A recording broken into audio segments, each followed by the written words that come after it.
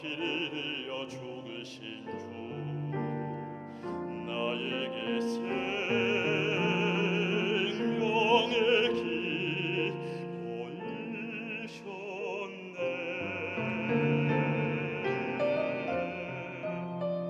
저 하늘 높이 올라가 날 사랑하는 주 만날 수 있을까. 저 바다 끝에 달려가 내 사랑 내 주님을 배울 수 있을까. 하나님 사랑 그 사랑 담없는 내 마음 모두 드리리.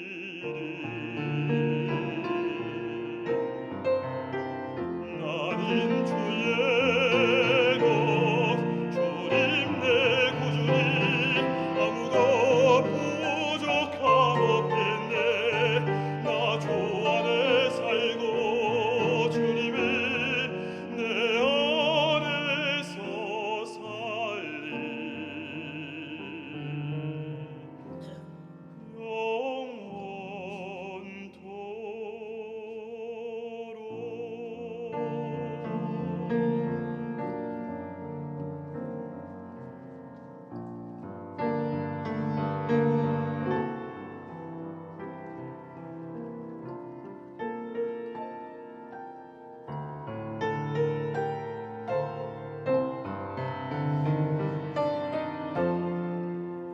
저 하늘 높이 올라가 날 사랑하는 주 만날 수 있을까. 저 바다 끝에 달려가 내 사랑 내 주님을 배울 수 있을까.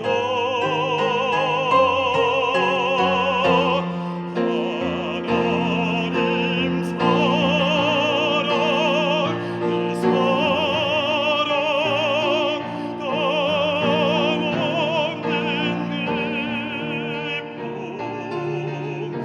내 마음 모두 드리리. 나는 주의 것 주님 내 구주니 아무것 부족함 없겠네. 나 주 안에 살고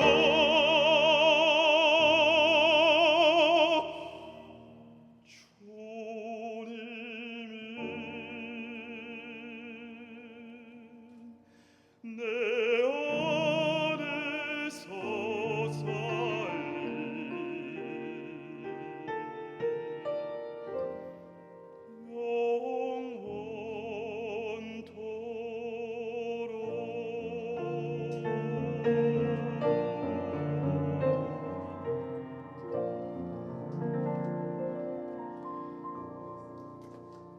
가정에 흐르는 부정적인 영을 몰아내자라는 제목으로 오늘 은혜를 받기를 원합니다.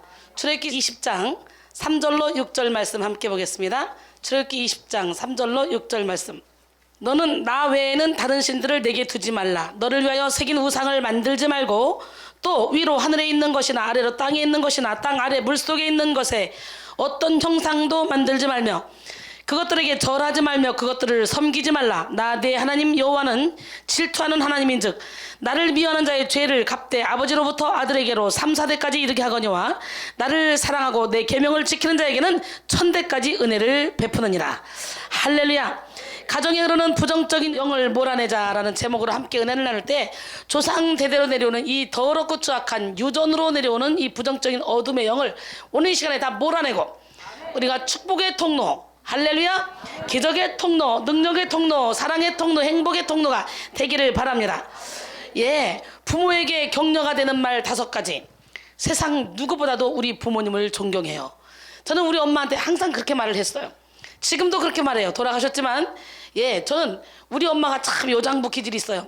예수는 믿지 않고 막판에 저를 통해 세례를 받고 저를 통해 누워서 예수 믿고 가셨지만 어쨌든 저는 우리 엄마를 제일 존경해요. 제가 태어나서 지금까지 아빠가 3살 때 돌아가셨지만 항상 우리 엄마는 예수가 없어도 이타적인 삶, 자꾸 베풀고 나누는 삶, 불쌍한 사람 있으면 도와주고, 항상 우리 집은 그런 집이었어요. 그래서 우리 동네 딱 마을 입구에 와서 방앗간에 가서 보따리 장수들이나 아니면 거지들이 여기 어디 가서 기거할 집은 없나요? 그러면 무조건 이종화 씨 집으로 가세요. 거긴 다 받아줘요. 그래서 우리는 보따리 장수 거지 할 거 없이 우리는 무조건 와서 1달이고 2달이고 3달이고 뭉기고, 그리고 어렵고 힘든 사람들 다 도와주고 이렇게 살았기 때문에 어려서부터 그렇게 베풀고 나누는 법을 배워서 자동적으로 제 삶은 그냥 10번이면 10번 내가 사야지. 밥을 먹으러 가든 찜질방을 가든 어디를 가든 누가 사주겠지 이런 마음 전혀 없어요. 무조건 내가 사야지. 지금까지 내가 그렇게 살았어요. 하나님, 나는 베풀며 살기로 원합니다. 나누며 살기로 원합니다. 그랬더니 베풀 거 나눌 거 하나님은 허락하시더라 이거죠. 그래서 세상 누구보다 우리 부모님을 존경해요. 다 부모님 덕분이죠. 이제야 부모님 마음을 알겠어요. 제가 세상에서 가장 존경하는 분은 우리 부모님입니다. 엄마 아빠가 제 부모라는 이 사실이 정말 자랑스러워요. 이 말을 부모들이 정말 좋아하는 말이죠. 저는 이런 말을 잘 써요. 우리 아들한테. 아들아, 네가 엄마 아들이라 얼마나 행복한지 몰라. 그럼 우리 아들이 엄마 저도요 이래요. 아름답죠? 부모에게 상처를 주는 말 5가지. 제가 옛날에 못 모를 때 상처를 주는 말이 있었어요. 왜 나를 놔놓고 이렇게 괴롭혀? 아주 그 말 참 많이 썼던 것 같아요. 누가 나래? 그거 정말 부모의 마음에 못을 박는 얘기인데 제가 또 그런 말도 어렸을 때는 했네요. 나한테 해준 게 뭐가 있어? 엄마 아빠 때문에 창피해 죽겠어요. 모르시면 좀 가만히 계세요. 아버지처럼 살지 않을 거예요. 엄마처럼 살지 않을 거예요. 이게 다 엄마 아빠 때문에 이렇게 된 거라고요. 이게 부모님에게 상처 주는 말. 자녀에게 격려가 되는 말 5가지. 이 세상에서 내가 가장 소중하단다. 늘 너를 위해 기도한단다. 아빠 엄마는 널 늘 사랑한단다. 난 널 믿어. 대단하다. 자랑스러워. 저는 이 말을 우리 큰아들한테 참 많이 쓰는 것 같아요. 문자가 오면 우리 아들 자랑스러운 아들. 나는 널 믿어. 정말. 그런데 그렇게 공부 열심히 하지 마. 몸이 가장 중요해. 그리고 정신건강이 가장 중요해. 그러니까 무슨 일 해도 항상 예수 이름으로 해라. 그런 말을 참 많이 하죠. 또 자녀에게 상처 주는 말 5가지가 있습니다. 네가 제대로 하는 게 도대체 뭐냐? 나는 우리 2 자녀에게 한 번도 그런 말을 해본 적이 없네요. 그러고 보면 난 참 성공적으로 자녀들을 잘 키운 것 같아. 이 멍청한 녀석. 저는 한 번도 그런 얘기를 해본 적이 없어요. 항상 아유 똑똑한 아들, 우리 아들 최고 이랬어요. 너 때문에 지겨워 못 살겠다. 나 이런 말도 한 번도 안 해봤어요. 어디 한 구석 마음 드는 것이 도대체 있어야지. 당장 썩 꺼져버려 이 나쁜 자식아. 한마디도 나는 이런 말을 써본 적이 없는데 지금까지 머리털 나고 태어나서 우리 2 아들을 키우면서 한 번도 이런 말을 써본 적이 없어요. 그런 의미에서 참 나는 성공적인 삶을 살았네요. 왜 그랬을까? 결혼하자마자 귀신장난으로 예수를 믿게 됐고 예수 안에서 완전히 거듭남의 체험을 하면서 하나님의 인도함을 받았기 때문에 우리 가정을 이렇게 행복하게 이끌고 온 것 같아요. 인류의 역사는 만남의 역사입니다. 좋은 만남은 좋은 사람을 만들고 악한 만남은 악한 사람을 만들어요. 사람이 태어나서 경험하게 되는 수많은 만남 중에 가장 중요하고 근본적인 만남은 부모와의 만남, 가족과의 만남이겠죠. 여러분 다 마찬가지지. 태어나려면 이왕이면 대통령 자녀로 태어나고 싶고, 이왕이면 목사님 자녀로 태어나고 싶고, 이왕이면 유명인사 자녀로 태어나고 싶지. 지지공상으로 못 살고 힘든 자녀로 태어나고 싶은 사람이 어디 있겠어요? 그죠? 그런데 그거는 하나님이 정해주시는 거예요. 멋쟁이 하나님, 기적의 하나님, 능력의 하나님, 그 하나님은 살아계십니다. 지금도 하나님이 계속적으로 일하고 계셔요. 자꾸 나는 여기를 근질거려가지고 자꾸 여기를 만져요 지금요. 설교 준비했는데도 지글지글, 뭐 하는데도 지글. 이 한가운데가 지글지글해. 성령께서 내가 너와 함께 있다? 함께 있다? 근데 또 항상 다른 부분을 건드리는데 계속 머리 한가운데 여기를 이 여기를 자꾸 건드려 지글지글 이래요. 그래서 내가 자꾸 만지고 또 왜 이러지? 이렇게 계속 지금 어제 오늘 계속 그러고 있어요. 하나님 살아계신데요. 하나님은 다양한 방법으로 여러분에게 찾아오십니다. 영이 민감해서 영적으로 분별해야 되는데, 우리는 아무리 영이 민감해서 보고 듣고 한다 할지라도 삶에서 열매가 없으면 아무 필요가 없어요.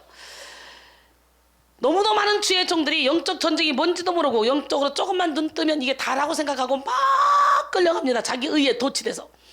그러다 보면 가정이고 뭐고 다 엉망이 되죠. 하나님은 열매로 보고 하려고 그랬어요. 그 사람이 진짜 참종인지 거짓종인지는 뭐로 알아? 열매. 난 여러분 모두가 다 열매 맺는 삶을 살기를 원합니다. 할렐루야. 예, 사람이 태어나서 경험하게 되는 수많은 만남 중에 인간적으로 만날 때는 부부간의 만남도 중요하지만 부모 자식 간의 만남 정말 중요하죠. 근데 그보다 더 중요한 건 영적인 안내자와 만남이고, 그보다 더 중요한 것은 하나님과의 만남이죠. 왜 영적인 안내자와 만남이 중요해? 영적인 안내자를 통해 하나님을 만날 수 있으니까. 나는 오늘 시간에 여러분 살아계신 하나님, 멋쟁이 하나님, 기적의 하나님이 여러분의 삶 가운데 함께 하셔서 언제 어디서든지 나는 당당하다, 나는 행복하다, 나는 멋있다, 나는 즐겁다, 이렇게 살기를 원해요. 우리 하나님이 열면 닫을 자가 없고 닫으면 열 자가 없습니다. 오늘 이 시간에 영적인 눈을 활짝 열기를 원합니다. 한 사람의 됨됨이는 그 가정의 습관, 문화, 언어, 분위기, 행동 등등 그대로 답습하며 형성하게 돼 있어요. 그래서 훌륭한 가문에서는 훌륭한 인물이 나오기 쉽고, 얼룩진 가문에서는 범죄자가 나오기가 쉬워요. 순수한 어린아이는 부모의 모든 것을 그대로 습득하고 따라가듯이 태어나서 처음 만난 이 가족들의 습성은 어린아이의 심령 가운데 그대로 스며들게 되어 있습니다. 무엇보다도 가정의 영적 분위기는 영혼의 밑바탕을 형성하여 한 사람의 인생을 주도하죠. 제가 완전히 미쳐버리니까 영이 그대로 흘러서 우리 가족들이 얼마나 행복한지 몰라요. 우리 가족들은 얼마든지 불평하려면 불평할 수 있거든요. 봐요, 명절 때도 아무 데도 안 가잖아요. 나의 모든 삶의 초점은 오로지 설교 준비, 설교, 영혼 살리는 거, 이게 다예요. 가족에게 해주는 게 아무것도 없어요. 근데 우리 가족들은 엄마를, 또 아내를, 며느리를, 딸을 아주 소중하게 여기고 귀하게 여기고. 이야, 우리 하나님 참 멋쟁이 하네요. 내가 완전히 죽고 예수 안에 살으니까 예수님이 내 일을 다 해주시더라 이거야. 부모들이 삶에서 열매를 못 맺으면 목사라도 나 목사 안 돼요 이렇게 되는 거예요. 삶에서 열매 맺으면 나도 목사 될래요. 나도 저렇게 사역할래요. 우리 두 아들은 엄마 우리 교회 같은 교회는 없어요. 엄마 정말 신기해요. 엄마는 어떻게 이렇게 설교를 잘하세요. 엄마 설교는 시간 가는지도 몰라요. 막 이러면서 두 아들이 엄마의 후원자가 됐어. 우리 신랑 나는 자기 찬양이 제일 좋아. 난 자기 설교가 제일 좋아. 이게 어떻게 제가 할 수 있는 일이겠어요. 제 안에 계신 성령께서 그렇게 만져주는 거지. 믿으십니까? 예, 나는 여러분 모두가 다 좋은 만남을 갖기를 원하는데 무엇보다도 성령과의 만남을 갖기를 원합니다. 훌륭한 가문에서는 훌륭한 인물이 나오죠. 그래서 의사 집안에서는 의사가 나오고, 박사 집안에서는 박사가 나오고, 신기하더라고요. 음악가 집안에서 음악가가 나오더라고요. 다 따라가더라고요. 영향을 받더라고.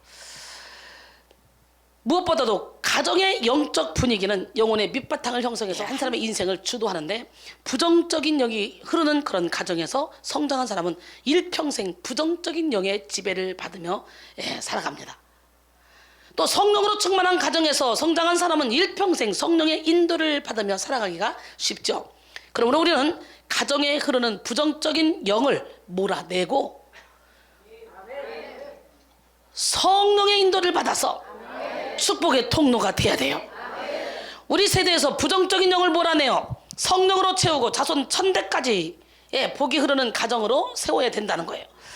이것이 가정의 최대 과업이요 최고의 축복입니다. 이 시간 여러분의 가정에 흐르는 모든 부정적인 그런 영줄기를 다 끊어내세요. 모든 어두운 기운을 다 몰아내세요. 쓴뿌리를 다 캐내세요. 영적인 분위기를 쇄신시킵시다. 영이 변하면 삶이 바뀌고, 영이 바뀌면 모든 것이 다 새로워집니다. 이 시간 여러분의 가정 위에 영성의 혁명이 일어나기를 원합니다. 그가 찔림은 우리의 허물 때문이요 그가 상함은 우리의 죄악 때문이라. 그가 징계를 받음으로 우리는 평안을 누리고 그가 채찍에 맞음으로 우리는 나음을 받았다. 우리는 다 양 같아서 그릇 행하여 각기 제 길로 갔거늘 여호와께서는 우리 모두의 죄악을 그에게 담당시키셨도다.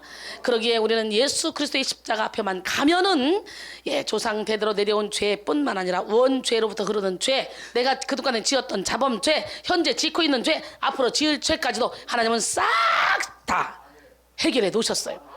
그럼 우리는 예수 이름으로 회개하고 예수 피로 씻어내고 진리 안의 자유 가운데 거하면 돼요.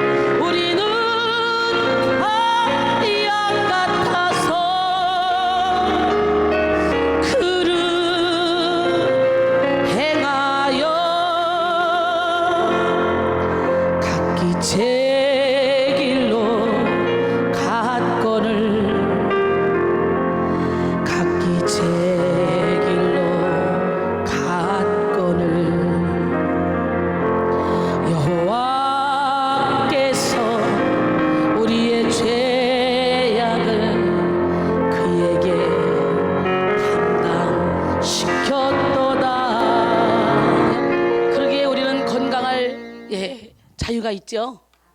아니 예수님이 십자가에 모든 죄를, 모든 질병을, 모든 걸 다 해결해 놓으셨는데 왜 우리는 메어다녀? 왜 죄책감에 끌려다녀? 왜 사탄에게 끌려다녀? 이거 잘못된 거죠. 예수 믿는 게 아니죠. 내 힘으로 율법을 완성하려고 몸부림쳐봐요. 되나? 절대로 안 돼요. 근데 예수님을 주인으로 모셔봐요. 저절로 돼요.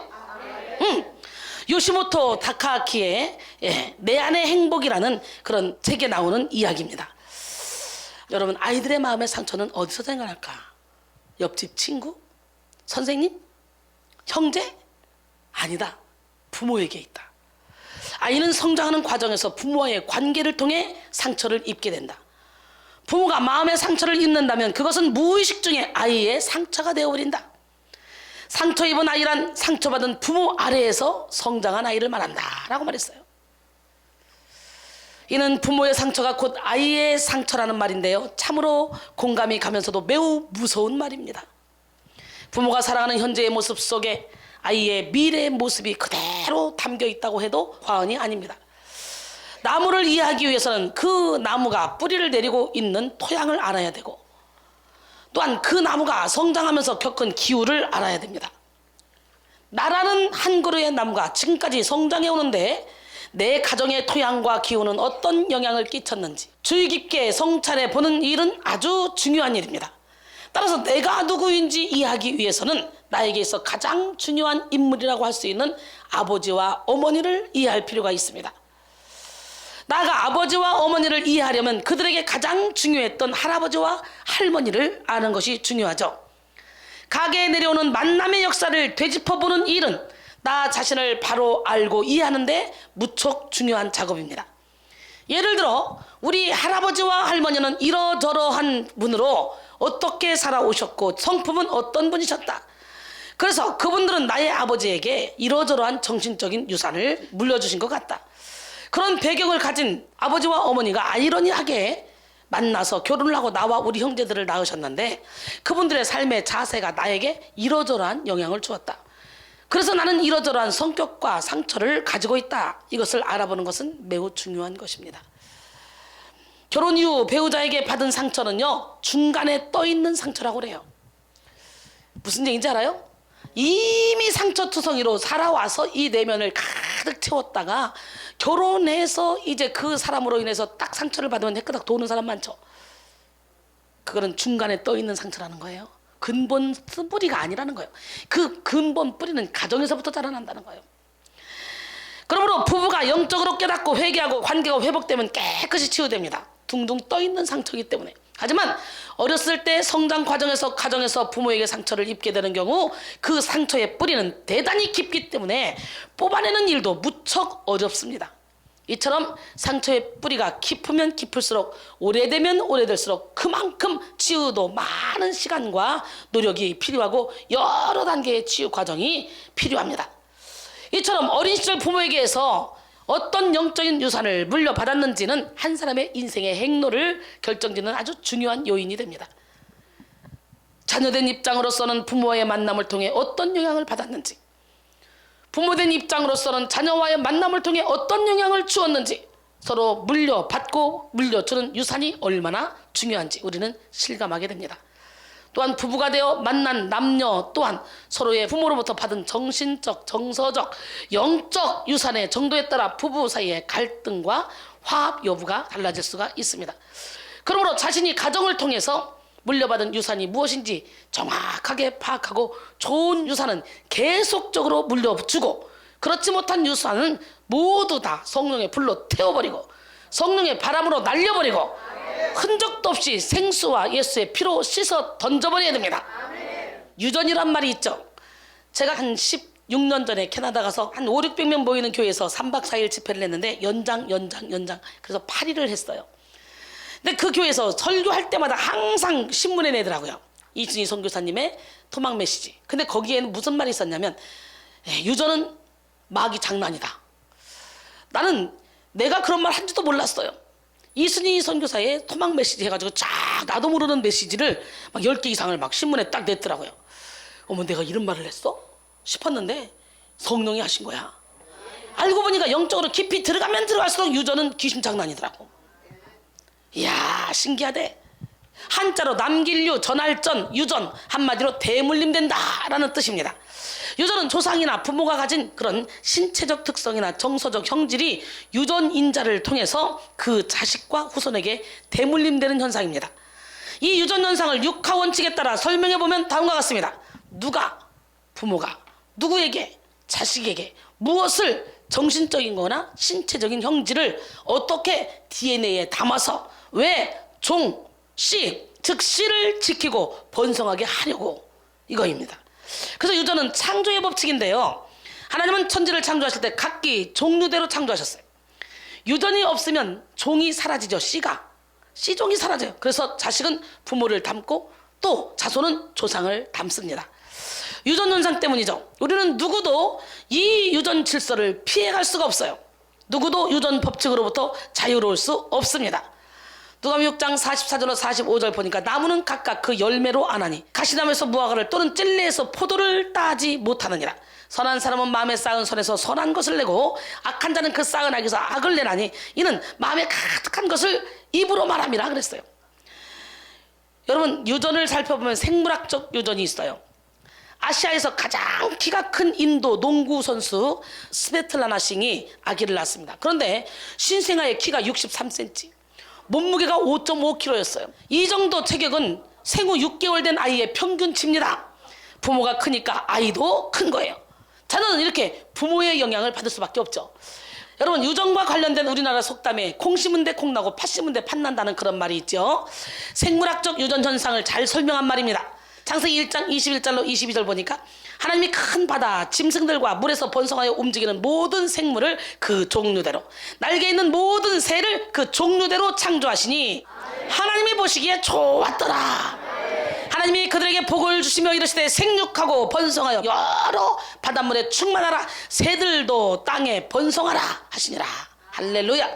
이처럼 하나님이 바다와 땅과 공중의 생물을 창조하시고 그들에게 번성하라고 말씀하셨어요.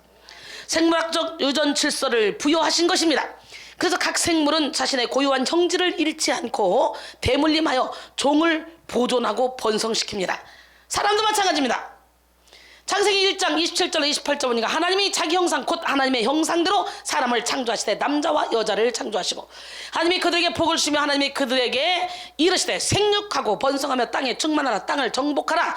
바다의 물고기와 하늘의 새와 땅에 움직이는 모든 생물을 다스리라 하시니라. 할렐루야. 우리 하나님께서는 모든 생명이 멸절과 파멸이 아니라 생육하고 번성하고 땅에 충만하게 하기 위해서 아름다운 유전 법칙을 주신 것입니다. 그러므로 유전 질서는 피조물에게 주어진 하나님의 놀라운 은혜죠. 생물학적 대물림은 태초에 하나님이 제정하여 부여하신 창조의 기본 질서이자 법칙입니다. 이 유전 법칙 때문에 생물이 번성하고 종의 보존이 가능한 거예요. 창세기 22장 17절에 내가 내게 큰 복을 주고 내 씨가 크게 번성하여 하늘의 별과 같고 바닷가의 모래와 같게 하리니 내 씨가 그 대적의 성문을 차지하리라 그랬어요. 그 다음에 정서적 정신적 유전, 조나단 에드워즈와 주크 가문의 예를 들어보면 우리가 하나님의 은총을 받은 이 신앙의 가문을 이야기할 때 미국의 대각성 운동의 선구자로 쓰임받았던 조나단 에드워즈 가정을 또 비교하면서 거기에 맥스 주크 가정을 비교해 볼 수가 있는데요. 조나단 에드워즈 가정은 평범했지만 하나님을 사랑하고 화목하며 정직하고 성실한 가정이었어요. 그러나 주크 가정은 하나님을 부인하고 노름, 알코올 중독, 마약 중독, 불화, 불신앙, 거짓말, 게으름 이런 가정이었어요. 두 사람이 다 글재주가 있었습니다. 그래서 신문에 글을 내도 조나단은 하나님을 옹호하는 글을 냈고 주크는 하나님을 부인하는 글을 냈습니다. 결국 조나단은 하나님을 믿는 여자와 결혼해서 목사가 되었고 주크는 불신자와 결혼하고 그리고 방탕한 삶을 살았습니다. 200여 년이 지난 뒤 미국 뉴욕주의 그 두 가문의 조사 결과가 나왔습니다. 조나단 가문 목사 116명, 의사 68명, 교수 66명, 대학 총장 13명, 주지사 3명, 부통령 1명, 변호사 149명, 국회의원 6명, 판검사 48명, 사업가 75명. 주크 가문은 어땠을까?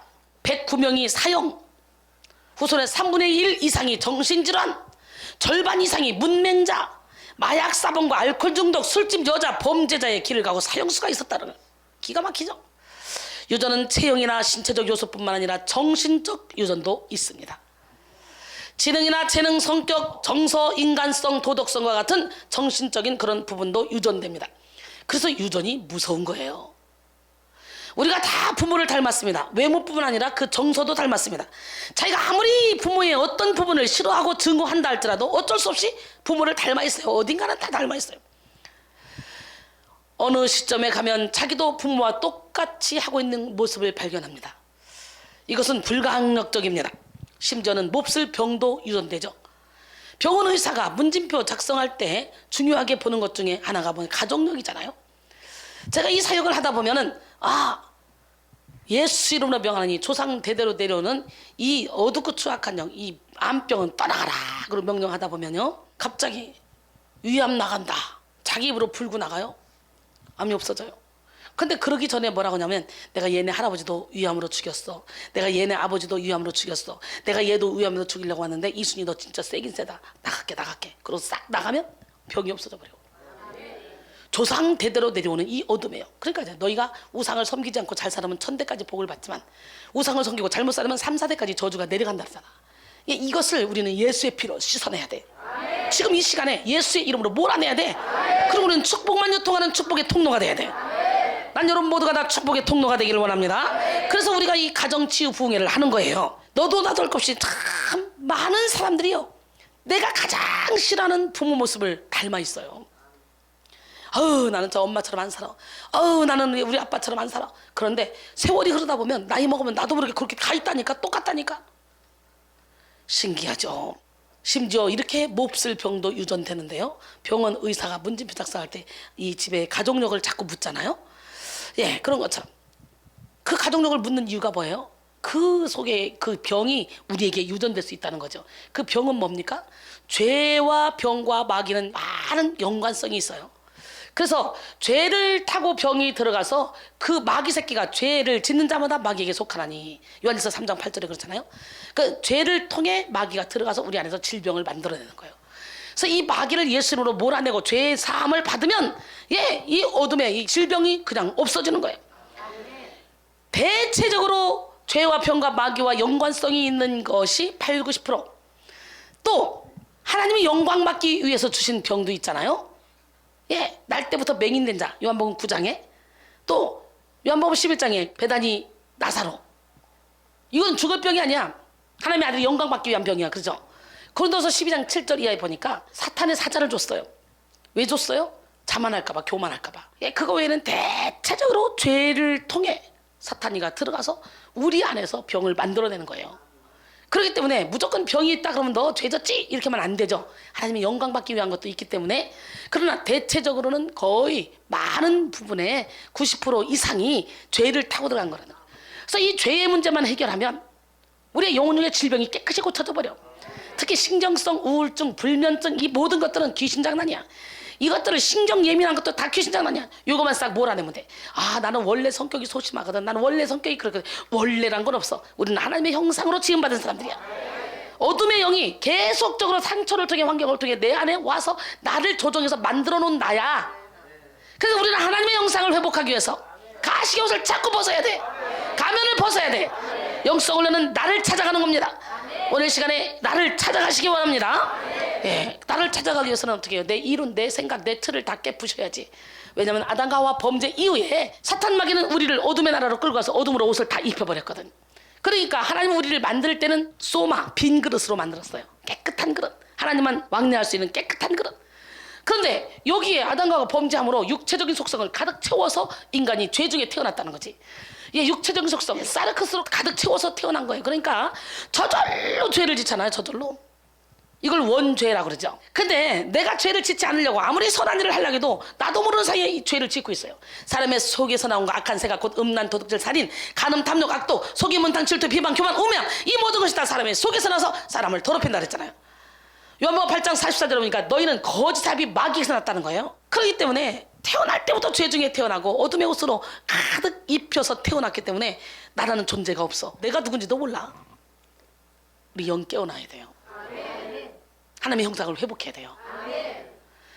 그래서 영성 훈련은 나를 찾는 건데, 봐요. 이 죄를 섞어서 하나님이 나를 만들었다. 그렇다면 죄를 떼어내기 힘들겠지. 그러나 죄는 덧입혀진 거야. 우리는 원래 하나님의 형상으로 아름답게 만들어졌어. 죄는 덧입혀진 거지. 그러니까 덧입힌 건 벗으면 되는 거야. 할렐루야! 예, 이걸 벗어내기 위해서, 죄의 문제를 해결하기 위해서 우리가 여기 와 있는 거 아니에요? 가족이라도 다 죄 중에 태어났기 때문에 서로가, 남편도 아내도 자녀도 다 내 마음에 안 들 수 있고 나를 아프게 할 수 있고, 인간으로서 할 수 없는 일을 할 수도 있어요. 왜? 본질상 진노의 자녀였잖아. 마귀가 그 속에서 하는데 무슨 일을 못 하겠어. 그러니까 이전 것은 지나갔어. 이제 새 것이 됐어. 지금부터 우리가 변화된 삶을 살면 되는 거야. 과거를 붙잡고 늘어지지 말고 구습을 따르는 옛사람을 벗어버리고 성령을 따라 의와 진리의 거룩함으로 지음을 받은 새 사람을 입는 여러분이 되기를 원합니다. 이렇게 사르크스, 육체적인 속성을 가지고 태어났죠.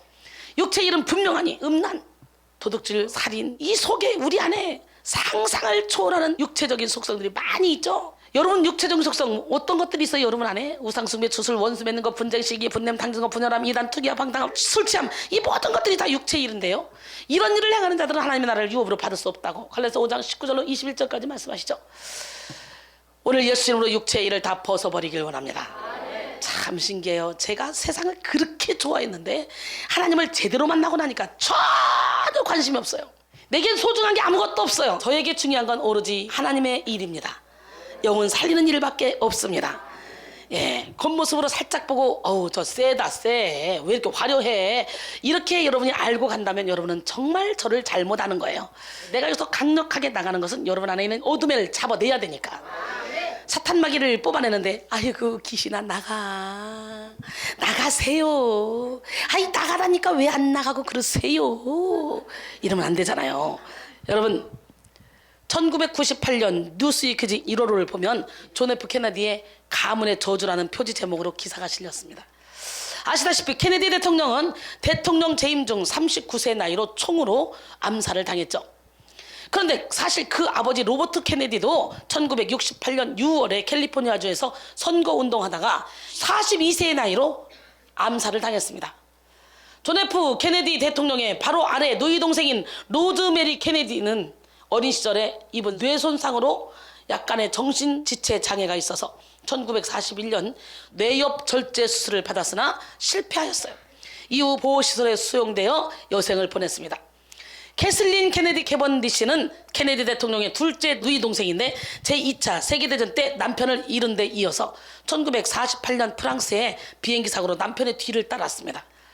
로버트 케네디는 케네디 대통령의 큰 남동생으로 형에 이어서 대통령감으로 총명받았으나 1968년 로스앤젤레스에서 선거활동 중 암살을 당했어요. 패트릭 부비의 케네디는 케네디 대통령의 막내 아들로 1963년 8월 대통령 재직 중 조산아로 태어났으나 태어난 지 2일 만에 사망했습니다. 데이비드 케네디는 로버트 케네디의 넷째로 약물과다 복용으로 1984년 사망했습니다. 마이클 케네디는 로버트 케네디의 여섯째로 1997년 스키를 타다가 사망했고요.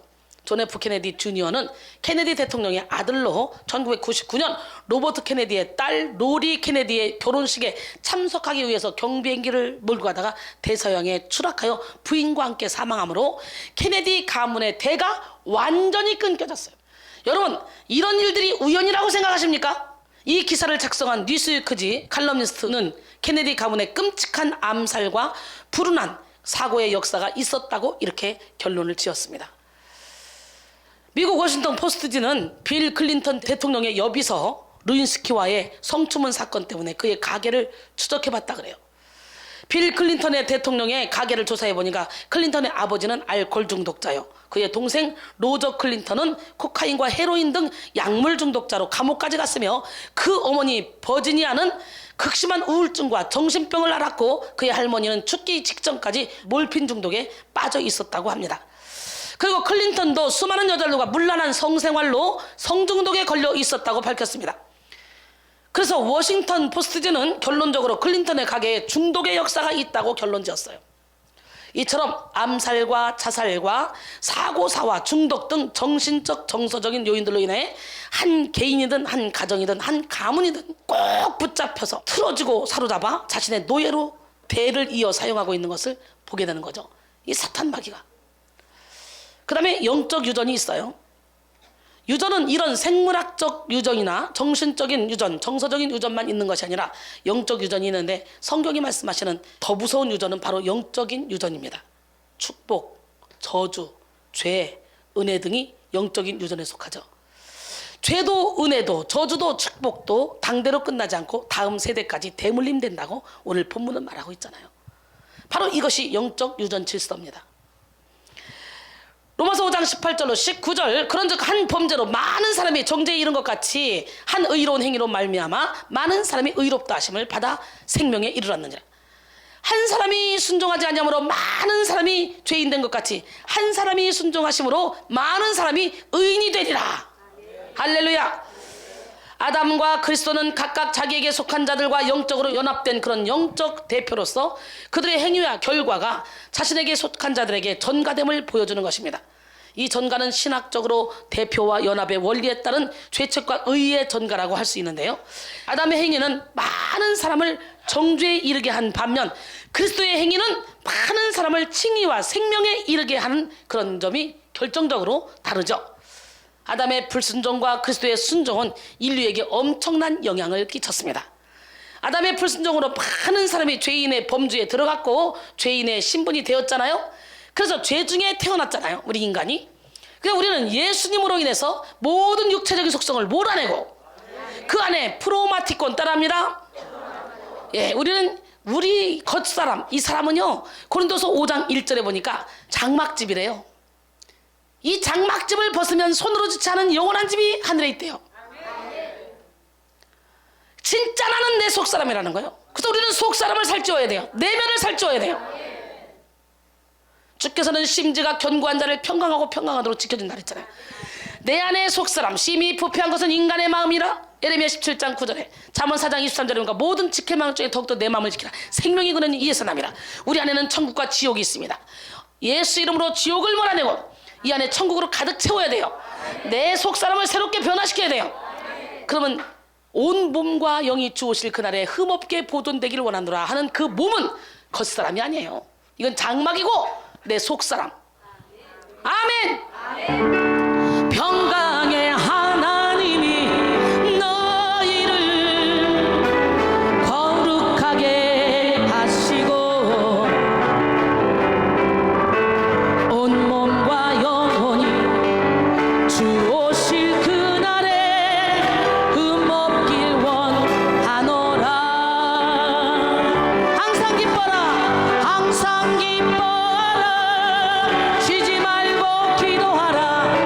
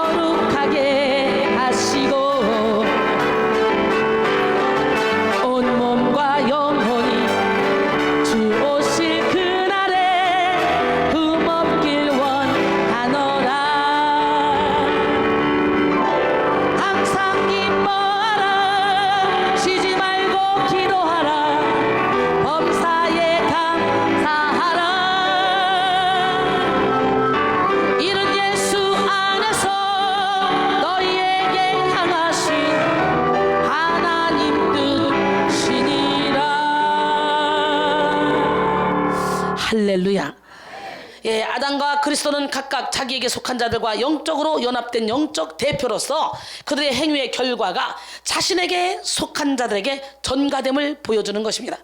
이 전가는 신학적으로 대표와 연합의 원리에 따른 죄책과 의의 전가라고 제가 말씀드렸죠. 예, 아담의 불순종으로 많은 사람이 죄인이 된 것처럼 또 죄인의 범죄에 들어갔지만 예수님의 그 순종함으로 모든 사람이 의인의 범죄에 들어갔죠. 예, 즉 아담 아래에 있는 모든 사람과 그리스도 아래에 있는 모든 사람을 가리키는데 아담의 육적 혈통 아래에 있는 모든 사람 그리고 그리스도 예수의 영적 혈통 아래에 있는 모든 사람, 그래서 의롭다함을 받은 이 모든 사람을 우리 하나님은 오늘 이 시간에도 불꽃 같은 눈동자로 지켜보고 계신 거예요. 이 사람은 사탄의 자녀인가? 아담의 혈통 아래 아직도 있는가? 이 사람은 지금 예수님의 혈통 아래 있는가? 영적 혈통 아래 있어야 돼요. 아직도 아담의 혈통 아래 있는 그 자들을 보면서 사망의 그늘에 앉아 울고 있는 저들을 참 안타깝구나. 내가 저들을 위해 누구를 보낼까? 주님 나를 보내소서. 이사야가 그랬던 것처럼 아직도 아브라함의 혈통 아래 있는 자들을 주님 품으로 데려와야 돼요. 우리 하나님은 모든 사람이 다 구원에 이르기를 원한다 그랬어요. 디모데전서 2장 4절에 보니까 로마서 5장 18절과 19절은 죄책과 의의 전가에 대해서 반복적으로 강조한 것인데요. 한 사람으로 인해 모든 인류가 연대적으로 같은 죄인 취급을 받아 영원한 사망에 이르렀지만 반면 한 분 예수 그리스도의 의로우신 십자가 사역으로 말미암아 허다한 사람들이 의인으로 인정받았다는 거죠. 우리는 죄인과 동시에 의인이라 칭함을 받은 사람들이에요. 전형적으로 아담 한 사람의 범죄로 오늘까지 원죄가 유전되어 왔습니다. 원죄가 영적 유전의 대표적인 예입니다. 아담의 죄가 그 후손들에게 그대로 전해지고 있습니다. 사람은 자기 의지로 죄를 짓기 이전에 이미 원죄로 인한 죄인이에요. 그러니까 태어날 때부터 죄 중에 태어나요. 그래서 갓난아기를 보세요. 자기 멋대로잖아요.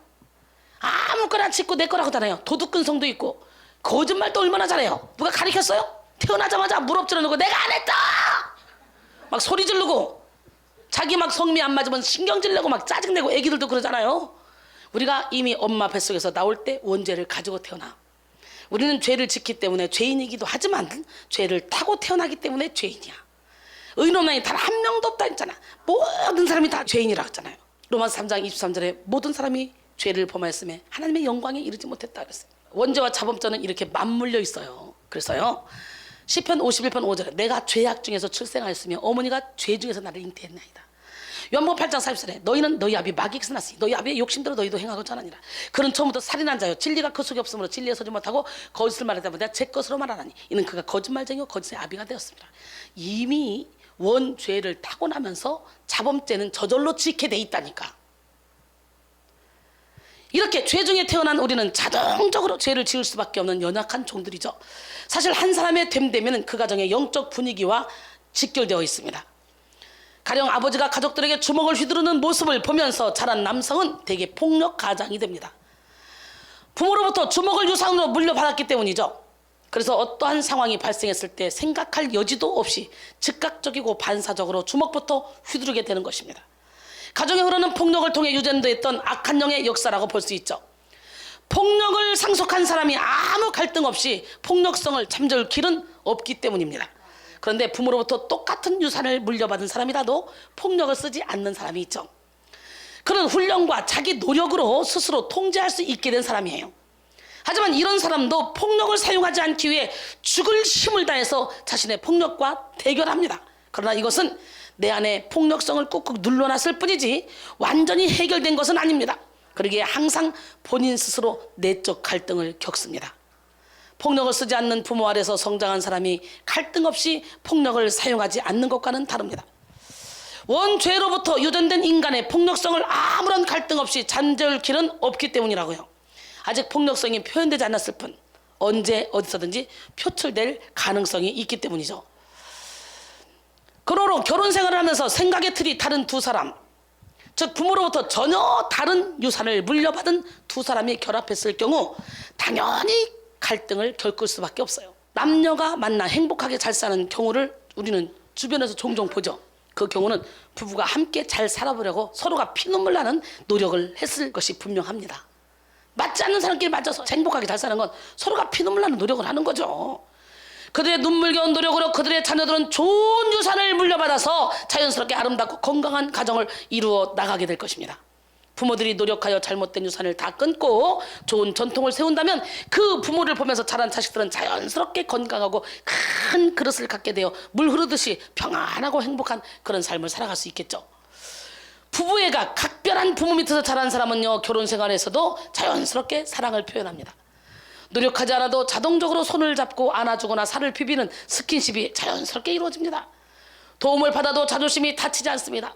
부부끼리도 도움을 받을 일이 있어도 너 이것도 모르냐? 그럴까봐 도움을 안 받을 때가 있잖아요. 근데 이런 사람들은 서로가 도와달라 하면서도 자존심이 다치지 않아요.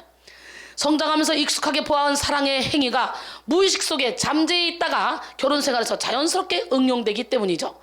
이처럼 자기 대에서 좋은 전통을 만들어가는 사람과 좋은 유산을 물려받는 차이는 엄청납니다. 전자는 아주 작은 사랑의 행위도 생각을 모으고 용기를 내어 실천에 옮기는 노력이 필요하지만요, 후자는 물 흐르듯이 자연스럽게 행동으로 나타나. 여러분이 노력해도 율법이 안 지켜지는데 이순이는 노력하지 않아 자연스럽게 내 마음대로 사는데도 저절로 율법을 지키며 살잖아요. 예, 그런 차이란 말이죠. 그래서 어려운 환경에서 자랐지만 자기 스스로 저기를 절제하며 착하게 살려고 노력해서 좋은 유산을 물려줄 수 있지만 이것은 너무너무 힘든 거라는 거지. 그러나 아주 행복한 가정에서 살아온 건 그냥 노력할 필요도 없고 생각할 필요도 없고 자동적으로 그렇게 된다는 거예요. 할렐루야. 전자는 분노의 감정이나 폭력적인 성향을 억눌러야 하는데 반해서 후자는 노력하지 않아도 분노의 감정을 평화적인 방법으로 처리할 수가 있다는 거예요. 전자는 뭐고 후자는 뭐요? 엮이는 가정에서 태어나서 그렇게 사는 사람들은 자기의 노력으로 행복한 축복의 통로가 돼서 행복을 유통하는 축복의 통로가 되고, 숨기는 가정에서 태어난 사람들은 저절로 축복을 유통한다, 이 얘기를 하는 거예요. 지금 엮이는 가정에서 태어난 사람은 내가 노력해도 정말 착하게 살기가 힘든데 피나는 노력을 해야 되는데, 숨기는 가정에서 태어난 사람은 저절로 된다는 거예요. 저절로 노력하지 않아도. 얘기 알겠죠? 할렐루야. 예, 전자는 분노의 감정이나 폭력을 억눌러야 되는데 반해 후자는 노력하지 않아도 분노의 감정을 평화적인 방법으로 처리할 수 있다, 이렇게 말했죠. 그런 의미에서 전자는 외로운 투사 같습니다. 이런 한 사람의 외로운 투쟁으로 후손에게 대대로 좋은 유산을 물려주게 되는 것이죠. 그러나 인간은 누구나 죄인이기 때문에 자신의 의지로 꾹꾹 눌러서 좋은 유산을 물려주는 사람은 그렇게 많지가 않아요.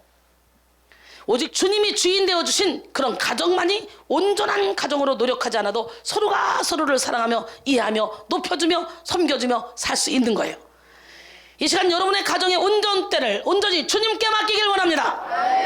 할렐루야. 이처럼 위에서 살펴본 생물학적 유전보다도 정신적인 유전과 영적인 유전이 훨씬 더 심각합니다.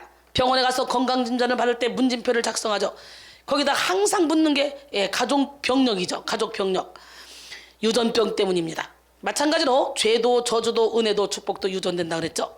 절대 당대로 끝나지 않습니다. 우리는 유전 질서 속에서 살기 때문이에요. 그렇기 때문에 생물학적 유전보다는 정신적 유전과 영적 유전이 훨씬 더 무섭고 큰데요. 여러분, 지금도 얼마나 많은 사람들이 자기 부모나 윗대로부터 내려오는 나쁜 집안 전통을 집안 내력이나 숙명이라고 잘못 생각하고 저주 속에서 살고 있는지 모릅니다. 예를 들어 아버지가 술로 패가망신했는데도 신기하게 자식이 그토록 증오하던 아버지 꼴을 그대로 답습해서 살아간다는 거죠. 할아버지나 아버지가 도박이나 노름으로 패가망신했는데 신기하게도 자식도 그 전철을 밟고 있더라는 거예요. 이것은 우연이 아니라 유전전상이라 그랬어요. 그러기에 우리는 조상 대대로 오는 나쁜 습관을 예수의 피로 다 씻어내야 돼. 출애굽기 20장 5절로 6절, 그것들에게 절하지 말며 그것들을 섬기지 말라. 나 내 하나님 여호와는 질투하는 하나님인즉 나를 미워하는 자의 죄를 갚되 아버지로부터 아들에게로 3, 4대까지 이르게 하거니와 나를 사랑하고 내 계명을 지키는 자에게는 1000대까지 은혜를 베푸느니라. 그러고 보면 하나님 참 좋으신 분이잖아요. 3, 4대와 1000대 어떻게 비교할 수 있겠습니까? 그런 의미에서 여러분은 이 말씀을 어떻게 생각하십니까? 우리는 이런 말씀을 그저 성경에 나오는 얘기로만 생각하고 심각하게 생각하지 않고 건성으로 듣기도 하죠. 하지만 이 말씀은 대단히 중요해요.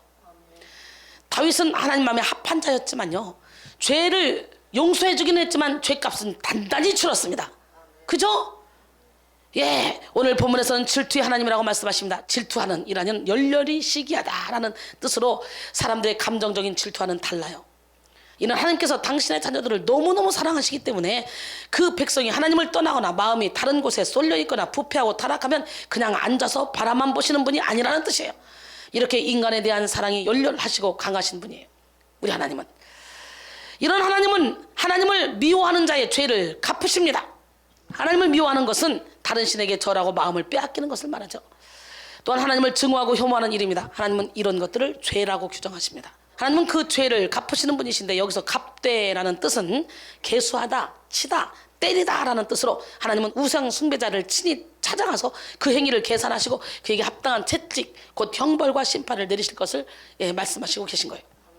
근데 하나님은 가증스러운 우상을 숭배하여 당신을 분노케 한 인생에 대한 그런 형벌의 범위를 단지 범죄자에게만 국한시키지 않으시고 아들에게로 3, 4대까지 이르게 한다는 거예요.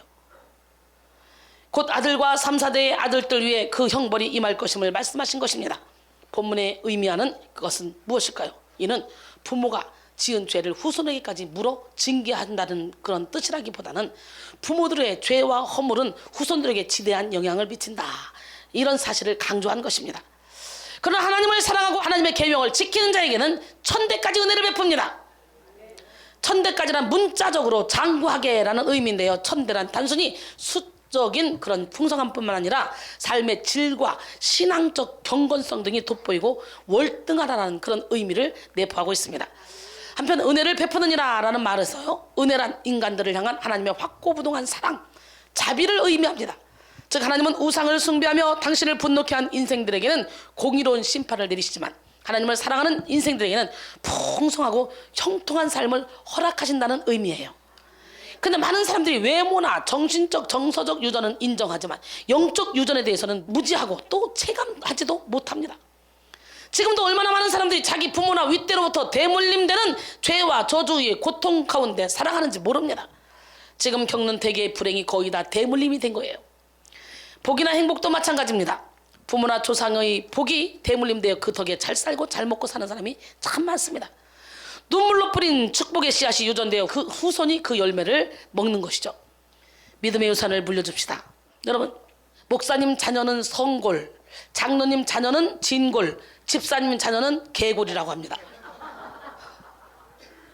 평신도 자녀는 해골. 그런 의미에서 우리 아들은 성골이네? 아이고 좋겠네. 저도 제가 당대잖아요. 그걸 뚫고 온다고 영적인 전쟁을 얼마나 많이 치렀습니까 제가. 근데요 확 뚫어놓으니까 이게 웬일이야. 맨날 퍼먹기만 해. 우물 팔 때가 힘들지 우물 파나 봐. 그때부터 떠먹기만 하잖아. 여러분이 볼 때 제가 막 노력하는 것 같아? 막 말씀대로 사야 돼. 나를 쳐서 복종시켜야 돼. 나는 죽어야 돼. 이런 거 하는 것 같아? 내 맘대로 살아, 내 맘대로. 얼마나 자유로운지 몰라. 설교 준비해도 기쁘게 즐겁게, 몸은 힘들지만 해야 되니까 사역을 해도 기쁘게 즐겁게 행복하게 억지로 하지 않습니다. 내가 생각해도 내가 이뻐. 예뻐? 한국 교회도 마찬가지입니다. 기독교가 서민층을 통해 들어왔기 때문에 박해도 많았고 순교자도 많았어요. 그런데 지금은 5대까지 됐잖아요. 씨앗이 열매를 보고 있습니다. 많은 가정이 그 축복을 감당하지 못하고 자식 세대에 제대로 축복을 유통하지 못해서 문제가 되고 있기도 하지만 어쨌든 반드시 죄와 은혜는 대물림되고 있다는 거예요. 그런데요 5대째 6대째 믿는다고 자랑할 거 한 개도 없다. 제대로 믿어야 돼. 제대로. 제대로 믿기가 쉽지가 않아요. 하나님을 알기가 쉽지가 않아요. 여러분은 예수 믿는다 했지만 하나님 아십니까? 수도 없이 많은 사람들이 껍데기만 알고 있지 진짜 하나님의 마음을 모르기 때문에 아직도 자존심 부리고 아직도 욕심 부리고 아직도 이기적이고 자기중심적으로 살아가는 거예요. 저에게도 주님을 몰랐던 세월이 있습니다. 그러나 이제 그림자 같았던 그런 나날을 욕심으로 채우고 살았지만 이제는 온전히 하나님을 위해서 나의 모든 걸 바치고 있습니다. 기적의 하나님은 살아계십니다. 주님을 모르던 세월 방황하던 내 영혼 아름다운 목자 음성을 거역하며 살았네. 달콤한 유혹과 즐거움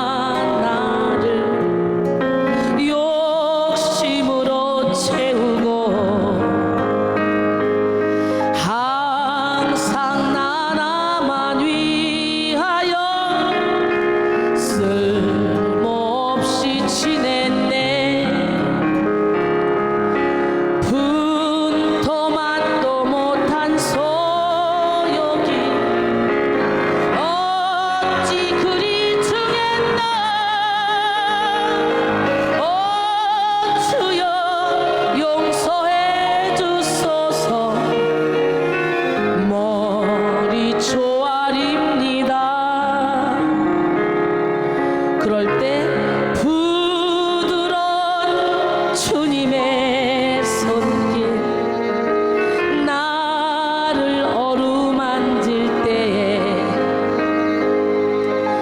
육신으로 살던 세상은 흔적 없이 사라져 더러웠던 나의 옛사랑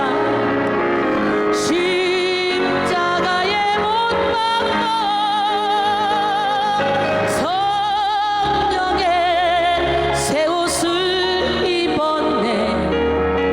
주여 나를 보소서.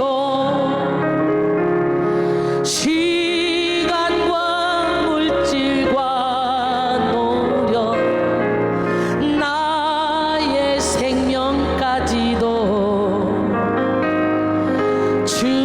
주님께만 바치렵니다.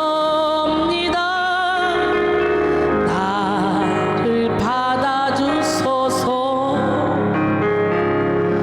좁은 이 길 모두 걸은 후 주님 다시 배울 때 영광의 면류관 쓰고서 영원토록 살리라. 예, 제가 이렇게 살고 있어요. 내 것이 아무것도 없어요. 나라는 존재도 없어졌어요. 오로지 하나님이 맡겨준 영혼 살리는 일에 나의 모든 걸 걸었어요. 많은 가정이 그 축복을 감당하지 못하고 자식 세대에 제대로 축복을 유통하지 못해서 문제가 되고 있기는 하지만 어쨌든 반드시 죄와 은혜는 대물림 된다는 거예요. 부모는 흔히 나는 비록 실패했지만 자식은 결코 나 같은 삶을 살게 해서는 안 된다 생각하여 불행이 당대에 끝나기를 기대해서 자녀를 키우지만 마음같이 되지 않습니다. 그것은 부모된 자의 일방적인 바람일 뿐이죠. 이것은 영적인 문제이기 때문에 영적으로 풀어가야만 합니다. 온전히 변화되지 못한 가정의 현실은 부모의 그 불행, 가난, 아픔과 모진 운명이 그대로 자식에게 대물림됩니다. 영적인 유전 법칙 때문에 그렇죠. 유전은 죄의 대물림이와 악순환인데요. 여러분, 무당들은 항상 막판에 가면 자기 자녀에게 그 무당 신을 내려주고 가잖아요. 안 받는다 그러면 미쳐버리잖아요. 아프잖아요. 그런 것처럼 영적으로도 마찬가지예요. 하나님도 우리 안에서 일을 하고요. 사탄 마귀도 우리 안에서 일을 해. 우리가 죽어 육신의 장막집이 벗어져 그러면 우리 안에 이 영은 어디로 가겠어? 가장 가까운 사람에게 가는 거예요. 그래서 좋은 것만 물려주는 기적의 주인공이 되기를 원해요. 할렐루야. 하나님의 영이 여러분의 가정을 휩싸기를 원합니다. 그럼에도 우리는 생물학적 유전이나 정신적 유전까지는 인정하면서 영적인 유전에 대해서는 무지하거나 무관심한 사람이 참 많다는 거죠. 많은 사람들이 영적인 유전이 얼마나 우리 삶에 지대한 영향을 미치는지 잘 몰라요. 우리는 부모나 윗대 조상의 삶과 신앙이 자손의 삶과 운명에 얼마나 결정적인 영향을 미치는지 바르게 알아야 돼요. 최초의 인간은 아담의 죄가 도대체 나하고 무슨 상관이 있길래 아담의 죄 때문에 내가 벌을 받아야 돼? 라고 항의합니다만 이것은 영적인 유전을 몰라서 하는 얘기예요. 내 조상이 대한민국 사람이어서 나도 대한민국 사람이야. 우리 아버지가 이 씨라 나도 이 씨야. 그렇죠? 선택의 여지가 없습니다. 콩 심은 데 콩 나고 팥 심은 데 팥 납니다. 이 신분이 유전이듯이 누구도 아담죄의 책임에서 자유로울 수 없습니다. 아담이 죄를 지었기에 나도 죄인입니다. 아비가 죄를 지었기에 그 자식과 자손들도 그 죄의 책임에서 벗어날 수가 없습니다. 이스라엘의 첫 번째 왕인 사울 왕가를 보십시오. 사울 왕이 하나님께 버림을 당함으로 사울 왕가가 완전히 멸망하고 다윗 왕가가 다시 세워졌죠. 다윗 왕가 중에 다윗이 범죄하고 더 나아가서 솔로몬이 범죄함으로 결국은 10지파는 여로보암이 차지하고 솔로몬의 아들 르호보암은 이 한 지파만 차지하는 그런 역사가 일어났잖아요. 다윗은 엄청나게 많은 죄를 저질렀어요. 상상을 초월하는 살인죄, 간접 살인죄까지. 강간죄에다가 남의 아내 빼앗고 자기 부하를 죽이고 무서운 얘기죠. 그러나 다단 선지자가 책망할 때 회개했습니다. 결국 예수님의 조상이 됐어요. 물론 다윗은 죄는 용서받았지만 자신의 잘못으로 죄값은 아주 혹독하게 치렀습니다. 밧세바 첫 번째로 낳은 아기가 죽었고요. 큰아들 암논이 자기 딸을 다말을 범했고요. 압살롬이 원수감다고 큰아들을 죽였고요. 압살롬은 그 일로 인해서 아버지가 나를 미워한다 생각해서 아버지까지 죽이고 자기가 왕좌를 차지하려고 반란을 일으켰죠. 그러다가 죽었어요. 아주 피눈물 나는 그런 죄값을 치렀죠. 출애굽기 34장 7절에 보니까 인자를 1000대까지 베풀며 악과 과실과 죄를 용서하리라. 그러나 벌을 면제하지는 아니하고 아버지의 악행을 자손 3, 4대까지 보응하리라. 여러분, 최근 우리나라의 이혼율이 급증하고 있어서요. OECD 가입 국가 중에 이혼율이 제2위래. OECD 가입 국가 중에서 아시아에서는 제1위가 자살률. 청소년 자살률이 기가 막히잖아요. 빠른 성장과 발전을 거듭해온 나라의 겉으로 드러난 모습과는 달리 국민 개개인의 가정은 갈수록 병들어가고 있는 그런 실정에 있죠. 가정이 흔들리고 위기에 처한 원인은 다른 데 있지 않습니다. 바로 가정에 있습니다. 여러 가지 아픔을 가지고 치유를 받기 원하는 사람들의 상처가 어디로부터 비롯된지를 잘 살펴보면 대부분 가정에서 시작되었다는 것을 알 수가 있어요. 성장 과정에서 상처가 많은 자녀는 어른이 되어 결혼 생활을 하면서도 어려움을 극복할 수 있는 힘을 갖지 못하고 있기 때문에 극단적으로 이혼을 선택하게 됩니다. 그래서 오늘날 이혼율이 그렇게 많잖아. 또한 흔들리는 가족에서 상처 입은 아이들이 청소년이 되면 청소년 세계는 문제로 가득한 세계가 되고 문제 청소년이 자라 어른이 되어서 머무른 곳이면 그곳이 가정이든 직장이든 사회든 단체든 거기에는 분노와 분쟁과 분열이 싹트게 마련입니다. 그래서 저는 노벨 평화상을 받아야 돼요. 가정에서 시작된 문제가 사회 문제, 정치 문제, 교육 문제, 더 나아가서 종교 문제까지 파고드는 것입니다. 실제로 현재 미국 교회의 쇠퇴의 원인은 가정의 파괴에서부터 비롯되었다고 볼 수 있습니다. 흔들리는 부모의 슬하에서 부모의 냉담 가운데 성장한 아이는 상처를 입게 되고 청소년이 되어 탈선하여 마약을 하거나 범죄를 저지르기 마련이며 어른이 되어서는 각종 사회 문제의 주범이 됩니다. 이렇게 악순환의 영향은 교회까지 미치게 되어서 자연히 교회를 찾는 사람이 적어지게 되고 교회는 텅 비게 되었어요. 이렇게 한 사람이 가정을 통해 어떠한 유산을 물려받느냐가 한 개인의 전체적 삶뿐만 아니라 우리가 머물러 있는 모든 삶의 자리에까지 대단한 영향을 미친다는 거죠. 여러분의 자녀들이 예수 안 믿어? 여러분이 잘못 살아온 거예요. 여러분이 살면서 열매를 맺었다면 여러분의 자녀들이 엄마 나도 갈래? 엄마 나도 갈래? 엄마 어떤 교회 다녀? 나 그 교회 갈래? 그렇게 되는 거예요. 축복된 가정과의 만남은 우리 인생에 가장 큰 영향을 줍니다. 가정은 내가 스스로 만들어 놓은 것 같지만 가정 안에서 부모와 자식과의 만남은 오직 하나님이 정해주시는 만남이에요. 그러기에 행복한 부모 밑에서 태어나는 자녀는 행운아라고 할 수 있겠죠. 예, 축복된 가족과의 만남은 기적이 창출됩니다. 그런데 그 어떤 만남보다 더 중요한 만남은 바로 하나님과의 만남. 예수님을 주인으로 삼는 가정과의 만남. 예, 가족 전체가 예수님과 만나는 그 축복은 그 어떤 축복하고도 견딜 수 없는 가장 큰 축복입니다. 예수님을 주인으로 삼고 인생의 운전대를 예수님께 맡기기 때문에 가족 전체의 삶을 하나님께서 새롭게 하시고 가족 전체의 운명 자체를 변화시켜서 평안한 삶, 복된 삶, 행복한 삶, 예, 정말 하나님이 기뻐하는 그런 삶으로 인도합니다. 그래서 자손대대로 1000대까지 예, 복을 받게 되는 그런 가정이 되죠. 여러분의 가정이 그런 가정이 되기를 원합니다. 그래서 무슨 축복보다도 가장 큰 축복은 온 교인이 다 예수를 믿는 것이고 예수를 믿는 축복보다 더 중요한 건 그 예수를 믿는 온 가족이 다 이렇게 영적인 재단에 와서 영적인 설교를 듣고 영적으로 하나 되는 거. 이것처럼 큰 축복이 없어요. 할렐루야. 예. 지금 여러분의 가정은 건강하십니까? 부모로부터 어떤 유산을 받으셨습니까? 또한 자녀에게 어떤 유산을 물려주시고 계십니까? 가정에 흐르는 저주의 고리를 끊고 하나님이 원하시는 건강한 그런 가정, 건강한 유산, 건강한 축복을 물려주기를 바랍니다. 행복한 가정을 만드는 기적의 주인공이 되기를 원합니다. 자, 그렇다면 가정에 흐르고 있는 이 악하고 부정적인 영들은 무엇일까요? 바로 이 악한 영들을 어떻게 과감히 끊어낼 수 있을까요? 부정적인 언어를 통해서 드러나는 어둠의 영을 몰아냅시다. 가정의 정화는 언어의 정화에서 시작됩니다. 문제 있는 언어 생활은 가정의 행복을 파괴하는 세균입니다. 세균. 특히 상대의 인격을 무시하는 말을 피하십시오.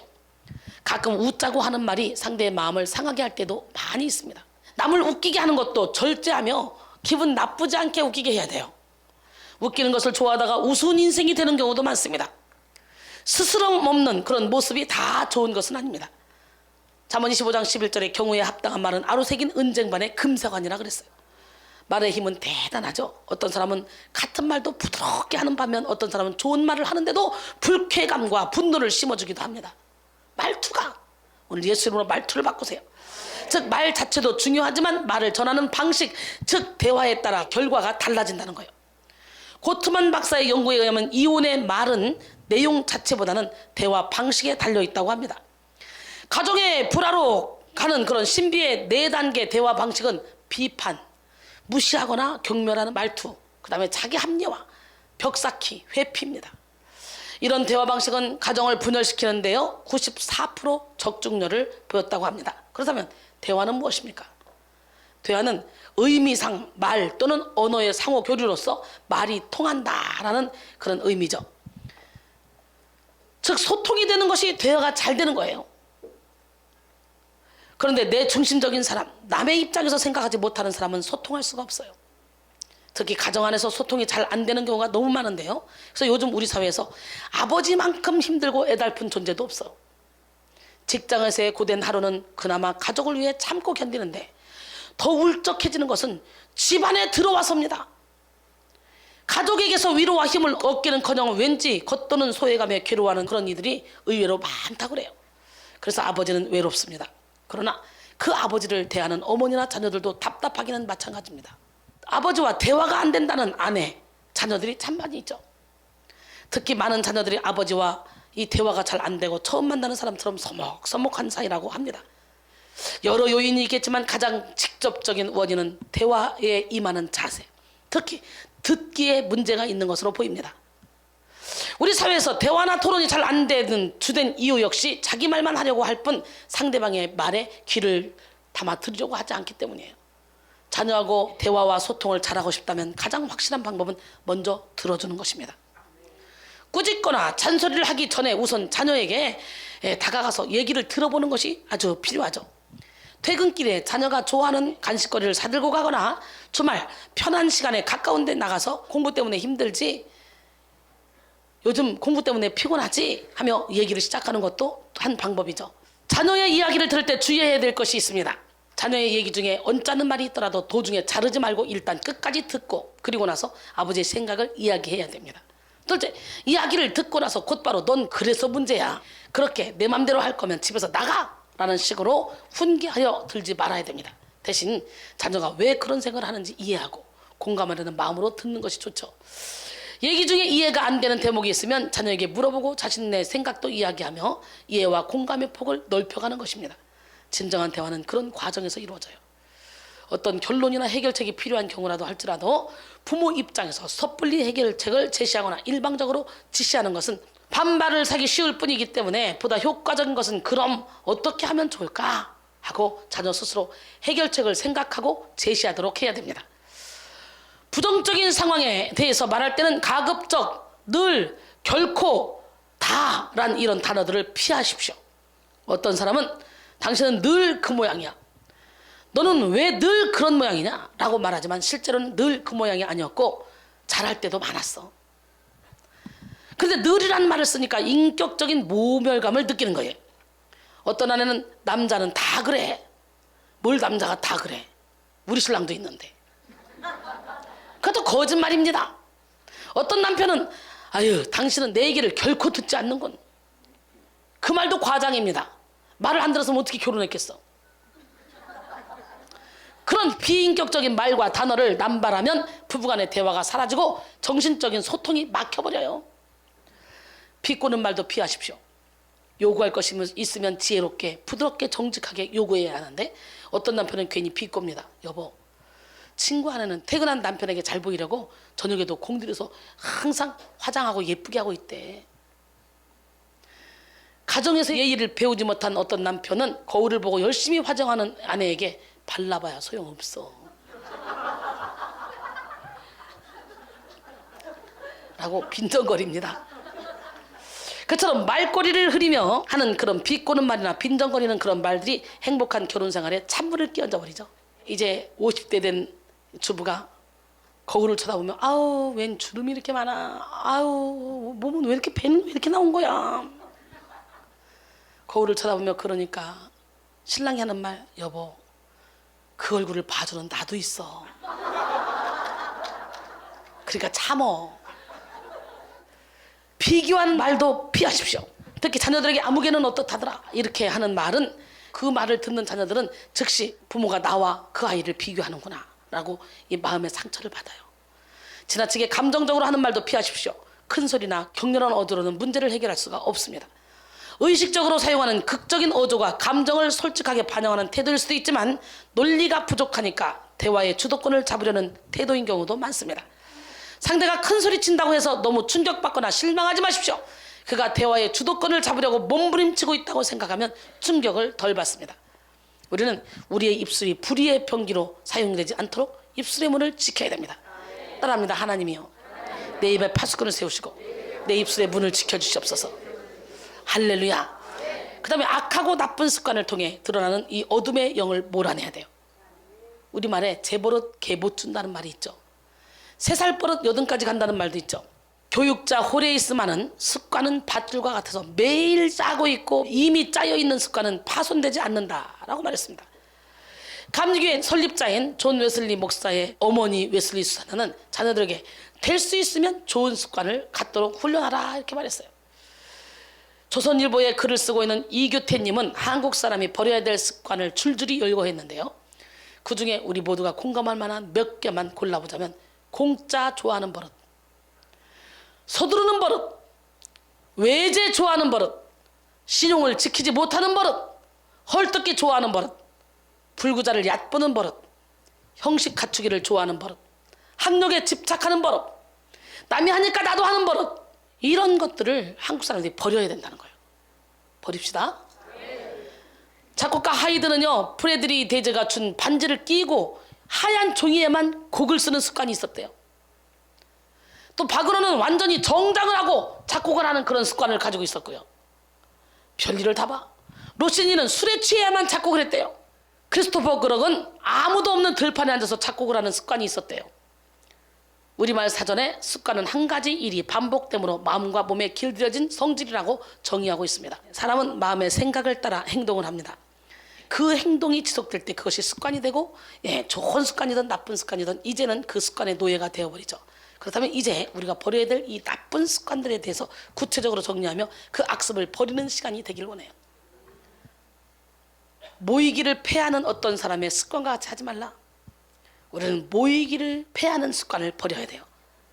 우리는 계속적으로 하나님 앞에 모여서 예배 드리고 전도하고 말씀 보고 떡을 떼고 함께 하나님의 일을 이루어가야 돼요. 우리는 정해진 예배 시간에 모이는 일에 부담이 가지 않도록 습관을 길들여야 돼. 특히 주의를 거룩하게 구별하여 지키려는 그 습관은 우리 자녀를 위해서라도 타협할 수 없는 것으로 가르쳐야 됩니다. 우리 한국교회가 이처럼 부흥될 수 있었던 것은 모이는 데 힘썼기 때문이에요. 그런데 한국에 하나의 나쁜 습관의 물결이 불고 있는 것이 바로 주일 오전만 드리려는 편의주의 예배입니다. 우리는 이런 습관을 버리고 마지막 때일수록 더욱더 모이기를 힘써야 돼요. 여러분, 또 불순종하는 습관을 버립시다. 에레미야 22장 21절, 내가 평안할 때 내가 내게 말하였으나 내 말이 나는 듣지 아니하리라 하였나니 내가 어려서부터 내 목소리를 청종하지 아니함이 내 습관이라. 하나님의 말씀에 무조건 우리는 청종하고 가야 돼요. 주님 말씀하시면 내가 나아가리라. 주님 뜻이 아니면 내가 멈춰서리라. 이 찬양의 고백이 여러분의 고백이 되길 원합니다.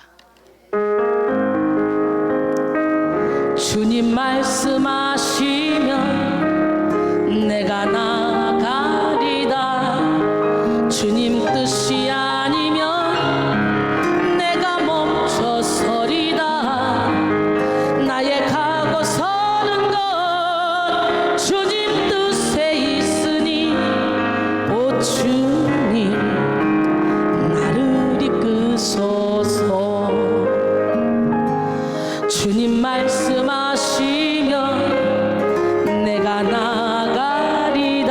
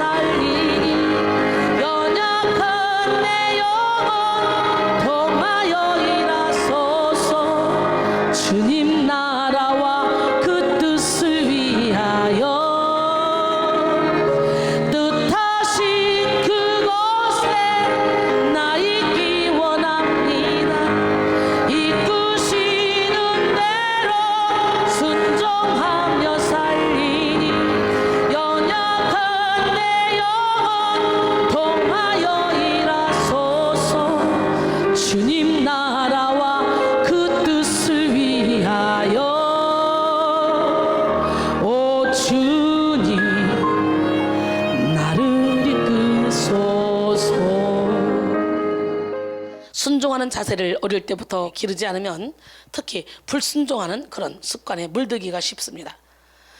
특히 부모가 순종하는 습관을 자녀들이 그대로 보고 배웁니다. 부모들이 먼저 하나님께 순종하는 모습, 주의 종에게 순종하는 모습, 타인에게 순종하고 섬기는 모습 그대로 보고 배웁니다.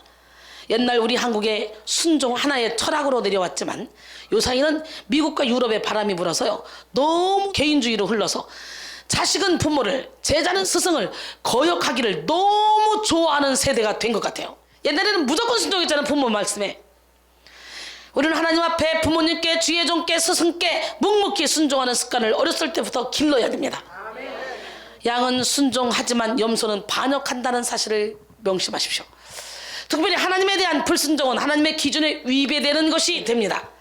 이것이 죄악입니다. 그래서 불순종하는 자는 성경에 약속된 모든 축복에서 제외됩니다.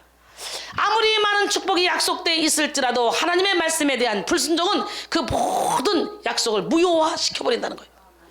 하나님께서 우리를 향해 아무리 풍성한 은혜와 사랑을 갖고 계실지라도 불순종은 은혜와 사랑을 가로막는 결정적 장애물이 되어 우리가 그것을 누리지 못하게 만드는 역할을 한다는 거죠. 그래서 불순종은 성경에 기록된 저주를 받게 됩니다. 신구약 이 성경의 온갖 저주는 바로 불순종하는 자들을 향한 것이죠. 그 어떤 재물을 하나님께 바쳐도 불순종으로 말미암아 저주를 피할 수 없습니다. 하나님께서는 재물보다 순종을 원하시는 분이에요. 하나님의 축복과 저주를 가름하는 그런 기준은 순종과 불순종입니다. 불순종에는 저주가 따르고 순종에는 축복이 따릅니다. 할렐루야. 예배를 경시하는 습관을 버려야 돼요. 엘리 제사장에게 두 아들인 홈니와 비느하스가 있었죠. 성도들이 날마다 성전에 가져온 그 제물을 훔쳐먹고 제사를 멸시함으로 두 아들도 죽고 엘리 제사장도 하나님께 책망을 받았어요. 여러분 사무엘상 2장 13절 이하에 보니까 그 제사장들이 백성에게 하는 관습은 이러하니 곧 어떤 사람이 제사를 드리고 그 고기를 삶을 때에 제사장의 사환이 손에 새 갈고리를 가지고 와서 그것으로 냄비에나 솥에나 큰 솥에나 가마에 찔러 넣어 갈고리에 걸려 나오는 것은 제사장이 자기 것으로 가지되 실로에서 그 모든 온 이스라엘 사람에게 이같이 할 뿐 아니라 기름을 태우기 전에도 제사장의 사환이 와서 제사 드리는 사람에게 이르기를 제사장에게 구워드릴 고기를 내라. 그가 내게 삶은 고기를 원하지 아니하고 날 것을 원하신다 하다가 그 사람이 이르기를 반드시 먼저 기름을 태운 후에 내 마음대로 원하는 대로 가져가라 하면 그가 말하기를 아니라 지금 내가 내게 내라. 그렇지 않으면 내가 억지로 빼앗으리라 하였으니 이 소년들의 죄가 여호와 앞에 심히 크면 그들이 여호와의 제사를 멸시하였습니다. 홈니와 비느하스가 그랬다는 거예요. 온 가족이 하나님 앞에 예배를 드릴 때 경건하게 신령과 진정으로 드려야 돼요. 하나님은 이런 자를 찾으시고 만나주시고 은혜를 베풀어 주심을 말이 아닌 삶으로 삶의 열매로 보여야 될 줄 믿습니다. 그 다음에 은연중에 하나님 것을 도둑질하는 습관이 있는데 이걸 버려야 돼요. 말라기 3장 8절로 10절 보니까 사람이 어찌 하나님의 것을 도둑질하겠느냐. 그러나 너희는 나의 것을 도둑질하고도 말하기를 우리가 어떻게 주의 것을 도둑질하였나이까 하는도다. 이는 곧 11조와 봉헌물이라. 너희 곧 온 나라가 나의 것을 도둑질하였으므로 너희가 저주를 받았느니라. 만군의 여호와가 이르노라. 너희의 온전한 11조를 창고에 들여 나의 집에 양식이 있게 하고 그것으로 나를 시험하여 내가 하늘문을 열고 너희에게 복을 쌓을 곳이 없도록 붙지 아니하나 보라. 하나님께서는 오직 하나님의 것으로 여기시는 두 가지를 결코 도둑질하지 말라 그래요. 하나는 11조, 또 다른 하나는 주의 날, 주님, 주일. 이 두 가지를 결코 도둑질하지 말라고 말씀하고 계세요. 레위기 27장 30절에 보니까 땅의 10분의 1인 곧 땅의 곡식이나 나무의 과실이나 그 10분의 1은 여호와의 것이니 여호와께 성물이라 그랬어요. 그러므로 11조를 드리지 않는다면 하나님의 것을 도둑질한 자로서 하나님이 생업에 저주와 심판을 하실 것이라고 이렇게까지 말씀하고 계셔요.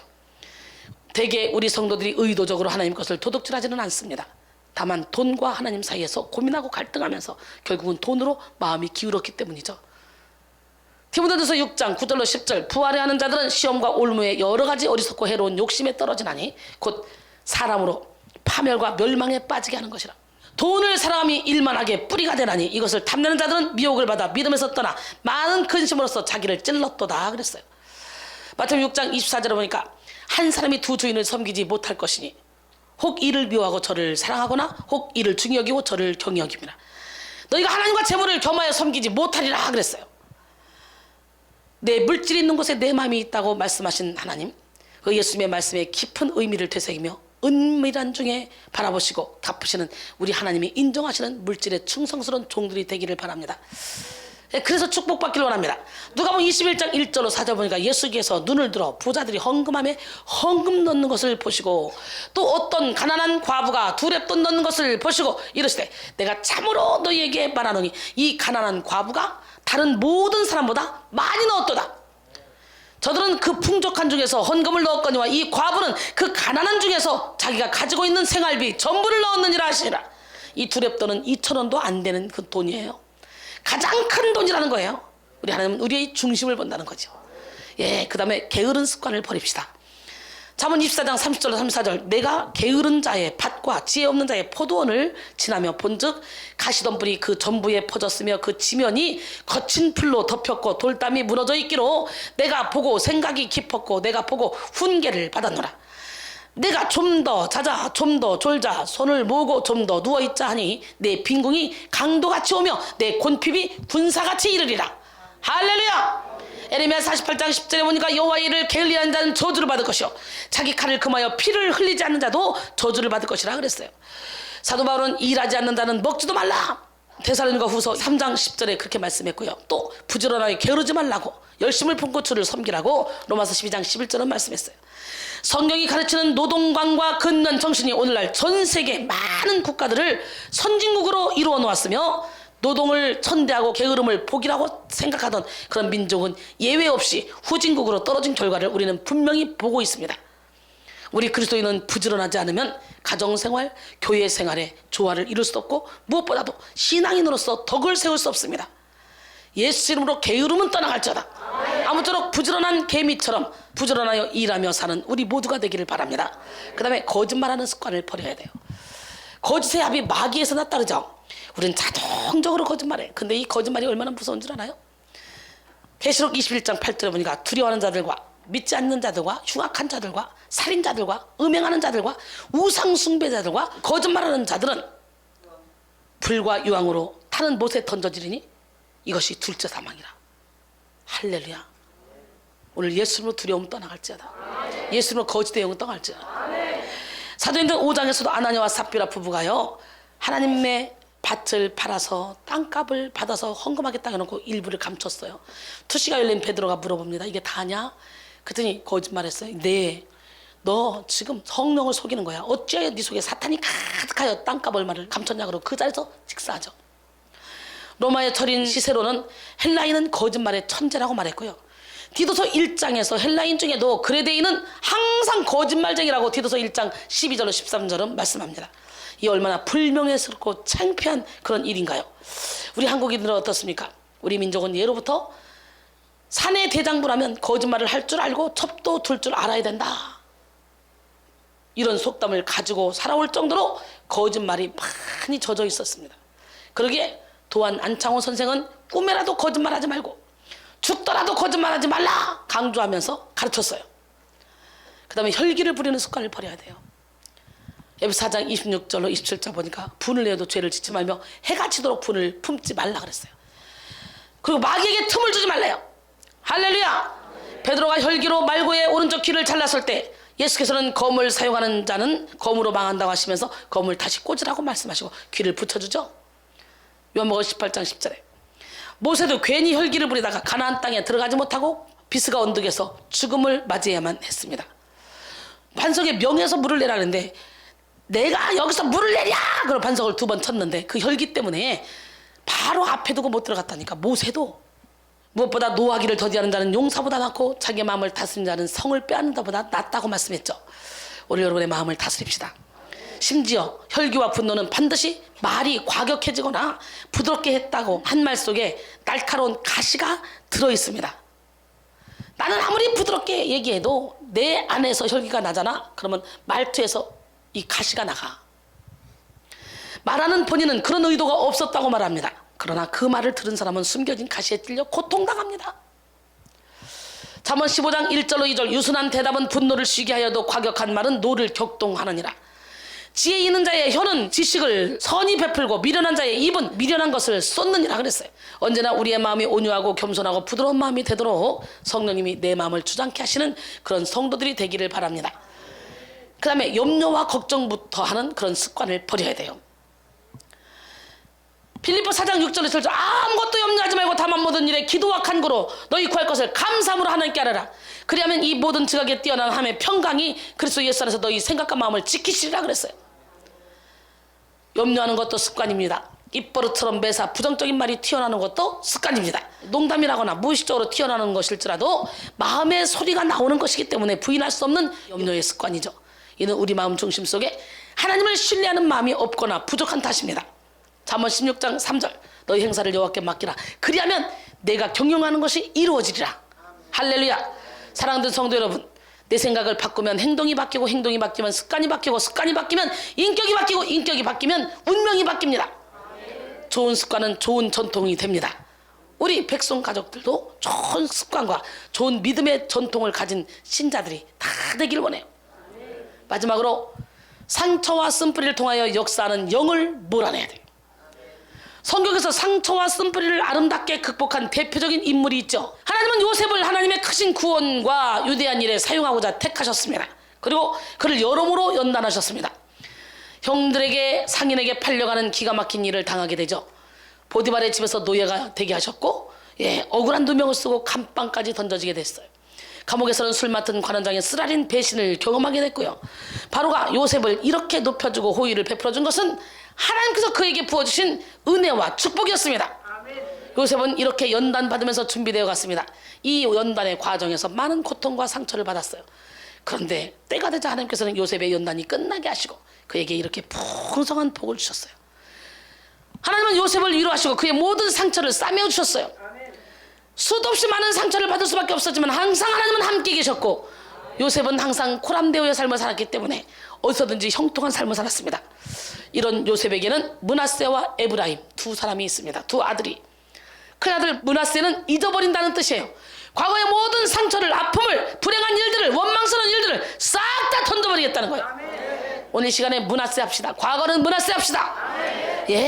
요셉은 어린 시절부터 13년 동안 기가 막힌 일들을 많이 당했습니다. 17살 때부터 30살까지. 그가 겪었던 그런 고통과 억울함과 배신감이 얼마나 크고 심했습니까? 이렇게 애굽에서 고통을 당할 때 아버지와 집이 얼마나 사무치게 그리웠겠습니까? 얼마나 형들이 원망스러웠겠습니까? 그러나 이제 하나님께서 그에게 이렇게 큰 은혜를 베풀어 주셨으니 그 모든 원망스럽고 상처받았던 일, 아버지 집에 대한 그런 사무친 그리움을 털어버리기로 했던 것입니다. 요셉은 하나님의 은혜를 통하여 그의 모든 상처와 쓰라린 아픔을 치유받았어요. 큰애를 낳고 므낫세 던져버렸어요. 과거의 모든 상처를, 아픔을. 오늘 이 시간에 여러분 모든 상처와 아픔을 던져버립시다. 므낫세 합시다. 반면 둘째 아들의 이름은 에브라임, 장성함이란 뜻이에요. 과거는 던져버리고 장성한 축복을 받으려고. 아멘. 므낫세 하시고 에브라임 합시다. 시작. 요셉은 하나님께서 주신 모든 은혜를 감사하면서 이제 애굽에서 하나님께서 주신 사명을 감당하여 열매 맺는 삶을 살리라 다짐했습니다. 사실 그 전까지 요셉은 왜 자기가 애굽에서 이렇게 고생하며 살아야 하는지 확실치가 않았어요. 그러나 이제 하나님께서 하시고자 하시는 그 일을 분명히 알게 됐습니다. 그래서 그는 이제 하나님의 뜻을 따라 최선을 다해 살아가기로 새롭게 다짐했던 것이죠. 요셉은 요셉 개인의 상처와 쓴뿌리를 통해서 역사할 수 있는 그런 악한 영들을 다 몰아내고 멋진 가정과 멋진 가문을 세운 참 신앙인의 모델입니다. 가정 배후에 역사하는 이 어둠의 영은 상처를 통해 드러납니다. 이 세상을 살아가면서 가장 사랑해야 될 부모와 자식 간의 상처가 생기고 부부 사이에 상처가 깊어가는 것은 바로 사탄의 계략이에요. 가정 안에 역사하는 어둠의 영들은 반드시 상처를 남기며 그들의 세력을 확장합니다. 오늘 우리는 우리 가정에 남은 상처 속에서 어둠의 영들의 역사를 꿰뚫어 봐야 돼. 서로 원망하고 비난함으로 가슴에 못을 박는 부부 사이에 활개치는 어둠의 영, 서로 경쟁하며 시기하고 미워하는 형제 자매 사이에 역사하는 이 어둠의 영, 병든 사랑으로 자녀에게 상처를 주는 부모 뒤에 역사하는 이 어둠의 영, 이유 없이 부모를 원망하고 부모를 미워하는 자녀 뒤에 역사하는 어둠의 영, 이 모든 어둠의 영을 직시하고 예수 이름으로 물리쳐야 돼요. 상처를 만들고 상처를 통해 더욱 세력을 확장해 나가는 어둠의 영은 결국 가정을 분열시키고 가정을 파탄에 이르게까지 합니다. 이 시간 상처를 통해 역사하는 어둠의 영을 몰아냅시다. 요셉은 상처를 진주로 만들어서 상처를 통해 하나님의 뜻을 이루었고, 자기네 나라 백성이 감모로 인해서 죽을 수밖에 없는 상황에 온 백성을 애굽으로 불러들여서 감옥을 피하게 해서 70명이 들어가서 60만 명이 나왔는데, 60만 명은 장정 남자만 센 거니까 가족을 계산하면 240만 명이에요. 좋기 창성한 축복으로 나왔어. 여러분, 오늘 이 시간에 상처를 통해 여러분은 더욱더 하나가 돼야 돼. 여보, 사탄이 당신과 나를 갈라놓으려고 그래. 우리 가정을 찢으려고 그래. 우리 속지 말자. 혈기내지 말자. 다 내가 잘못해서 미안해. 아들아, 화가 나? 아유, 우리 아들 내가 얼마나 사랑하는데, 우리 딸 얼마나 사랑하는데, 얼마나 예쁜데. 아가, 화내게 하는 건 어둠의 영이야. 오늘 우리 사탄에게 속지 말자. 그래서 사탄이 더 이상 우리 가정을 분열시키지 못하도록 여러분이 예수의 사랑을 품기를 원합니다. 상처를 통해 더욱더 하나 되고, 상처 때문에 더욱 하나님을 의지하며 상처를 통해 많은 영혼들을 품고 살아가는 그런 가정으로 세워가는 지혜로운 성도들이 되기를 원합니다. 결론적으로 오늘은 가정에 흐르는 부정적인 영을 몰아내자라는 제목으로 함께 은혜를 받았는데요. 가정을 이루는 근본 힘은 바로 영이라는 거. 영. 내 영혼이 잘된 같이 내가 범사에 잘되고 강건하기를 원하노라. 가정 배후의 역사하는 어둠의 영은 가정을 분열시키고 문제를 일으키며 가정을 파탄과 파멸의 길로 끌고 갑니다. 가정에 흐르는 이 어둠의 영은 유전이라는 이름으로 흘러갑니다. 유전은 신체적 유전, 정서적 유전, 영적 유전이 있는데 가장 근원적인 유전은 영적 유전을 통해 이루어집니다. 가정에 흐르는 이 어둠의 영은 부정적인 언어를 통해 악한 습관을 통해 상처를 통해 드러납니다. 그러므로 부정적인 언어를 몰아내고 악한 습관을 끊어버려야 돼요. 우리가 버려야 될 나쁜 습관에는 모이지 않는 습관, 불순종하는 습관, 예배를 경시하는 습관, 은연중에 하나님의 것을 도둑질하는 습관, 게으른 습관, 거짓말하는 습관, 혈기 부리는 습관, 염려와 걱정부터 하는 습관입니다. 이 시간 모든 악한 습관을 버립시다. 또 상처를 통해 역사하는 어둠의 영을 몰아냅시다. 하나님께서 우리에게 베푸시는 은혜와 사랑은 가정에 흐르는 모든 부정적인 영을 몰아내고도 남습니다. 크고 놀라우신 충만한 하나님의 사랑 안에 모든 부정적인 영을 몰아내고 오직 하나님의 축복만을 유통하는 축복의 통로가 되기를 원합니다. 우리가 예수 안에 딱 들어오는 순간부터 가게에 흐르는 저주는 끊어져. 문제는 예수를 믿는다고 말만 하지만 예수를 안 믿기 때문에 그것이 흐르는 거예요. 예수를 믿으면 이제 예수를 믿는 그 순간부터는 원죄, 조상죄, 그 이전에 자범죄까지 다 없어져요. 그리고 이제 이후에 짓는 죄는 그거는 각자 죄를 짓는 사람이 이제 저주를 받는 거지 자식까지 가지 않는다는 거예요. 부모가 신포도를 먹었다고 자식이 쉬지 않아요. 신명기 24장 16절에 할렐루야. 예, 오늘 이 시간에 그냥 조상 대대로 내려오는 이 저주의 끈을 확 털어버려. 예수 피로. 그리고 지금부터 축복을 유통하는 축복의 통로가 되길 원해요. 당당하고 멋지고 아름답게 살아가기를 원합니다. 예, 조상 대대로 내려오는 이 병력을 오늘 예수로 다 몰아내고, 조상 대대로 내려오는 이 정신질환을 예수로 다 몰아냅시다. 분명히 우울증 있는 사람은요, 조상 대대로 그 집에 흘러요. 그 영이. 분명히 암병 있는 사람도 그 영이 흘러요. 오늘 다 끊어내자고. 할렐루야. 그리고 축복의 통로가 되자고요. 막 저를 보세요. 얼마나 행복해 보여요. 예, 영적인 유산을 많이 가지고 있어요, 제가. 그래서 어떤 상황 가운데도 흔들리지가 않아요. 아무 욕심도 없어요. 오로지 여러분이 막 살아나는 것만 보면 그거로 행복해. 지금 제 몸은 만신창이야. 지금 발바닥이 불나 쓰러질 것 같아. 그런데도 내 영이 기쁘니까 혼을 뚫고 육을 뚫고 나가는 거예요. 예, 육은 세상을 감지하는 매개체, 혼은 나 자신을 감지하는 매개체, 영은 하나님을 감지하는 매개체. 영이 깨어있으면 우리의 혼 뚫고 육 뚫고 나가서 하나님의 뜻을 이루어드리지.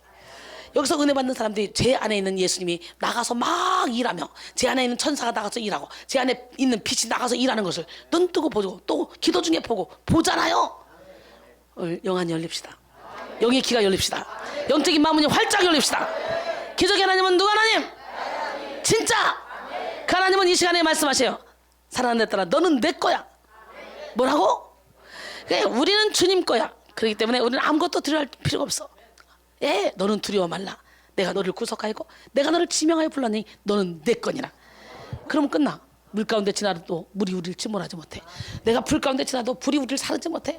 믿으십니까?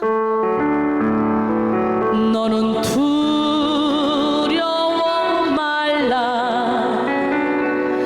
내가 너를 구속하였고 내가 너를 지명하여 불렀나니 너는 내 것이라.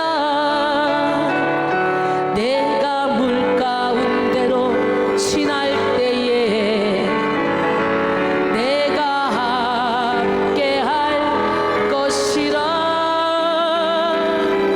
강을 건널 때에도 물이 침몰 못하며 불 가운데 행할 때에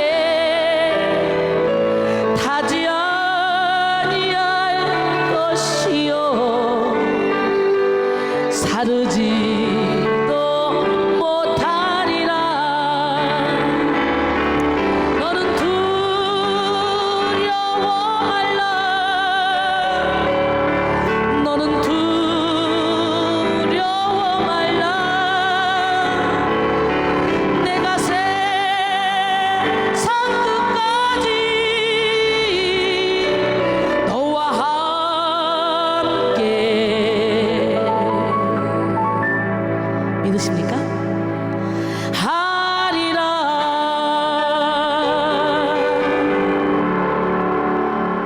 그러기에 우리는 염려할 필요 없어요. 걱정할 필요 없어요. 예, 원죄 때문에 끌려다닐 필요도 없고 조상이 지은 죄 때문에 끌려다닐 필요도 없어요. 회개하고 털어버리면 끝나요. 여러분 안에는 사랑이랑 화평인데 자비양선 충성은요 절제 열매만 가득 채워지길 원합니다. 우리 하나님, 멋지게 하나님, 기적의 하나님, 오직 성령의 열매는 오직 사랑이라 화평, 인내, 자비양선, 충성은요 절제입니다. 아멘. 이 세상 어딜 가든지 어디서 무엇 하든지 우리 주님은 우리와 함께 하실 줄 믿습니다. 이 세상 어딜 가든지 어디서 무엇 하든지 나는 주와 함께 동행하리. 능력의 주께서 나를 사랑의 주께서 너를 인도하며 축복하시리. 오 능력의 주님, 오 사랑의 주님, 이 세상 어딜 가든지 어디서 무엇 하든지 나는 주와 항상 동행하리. 능력의 주께서 나를 사랑의 주께서 너를 인도하며 축복하시리. 성령의 열매는 오직 사랑과 희락과 화평 오래 참음 자비 양성과 충성과 온유와 절제 그리고 또 한 가지는 성령의 열매가 있네요. 오 능력의 주님, 오 사랑의 주님, 이 열매 맺을 때까지 능력의 은혜 주시며 주님 뜻대로 인도하옵소서. 성령의 열매는 오직 사랑과 희락과 화평 오래 참음 자비 양성과 충성과 온유와 절제 그리고 또 한 가지는 전도의 열매가 있네요. 오 능력의 주님, 오 사랑의 주님, 이 열매 맺을 때까지 능력의 은혜 주시며 주님 뜻대로 인도하옵소서. 아멘. 우리 가정에 성령의 열매만 맺어야 돼. 우리 한번 하나님 우리 가정 축복해 주세요. 축복성을 불러볼까요? 하나님 우리 가정 축복하소서. 하늘의 신령한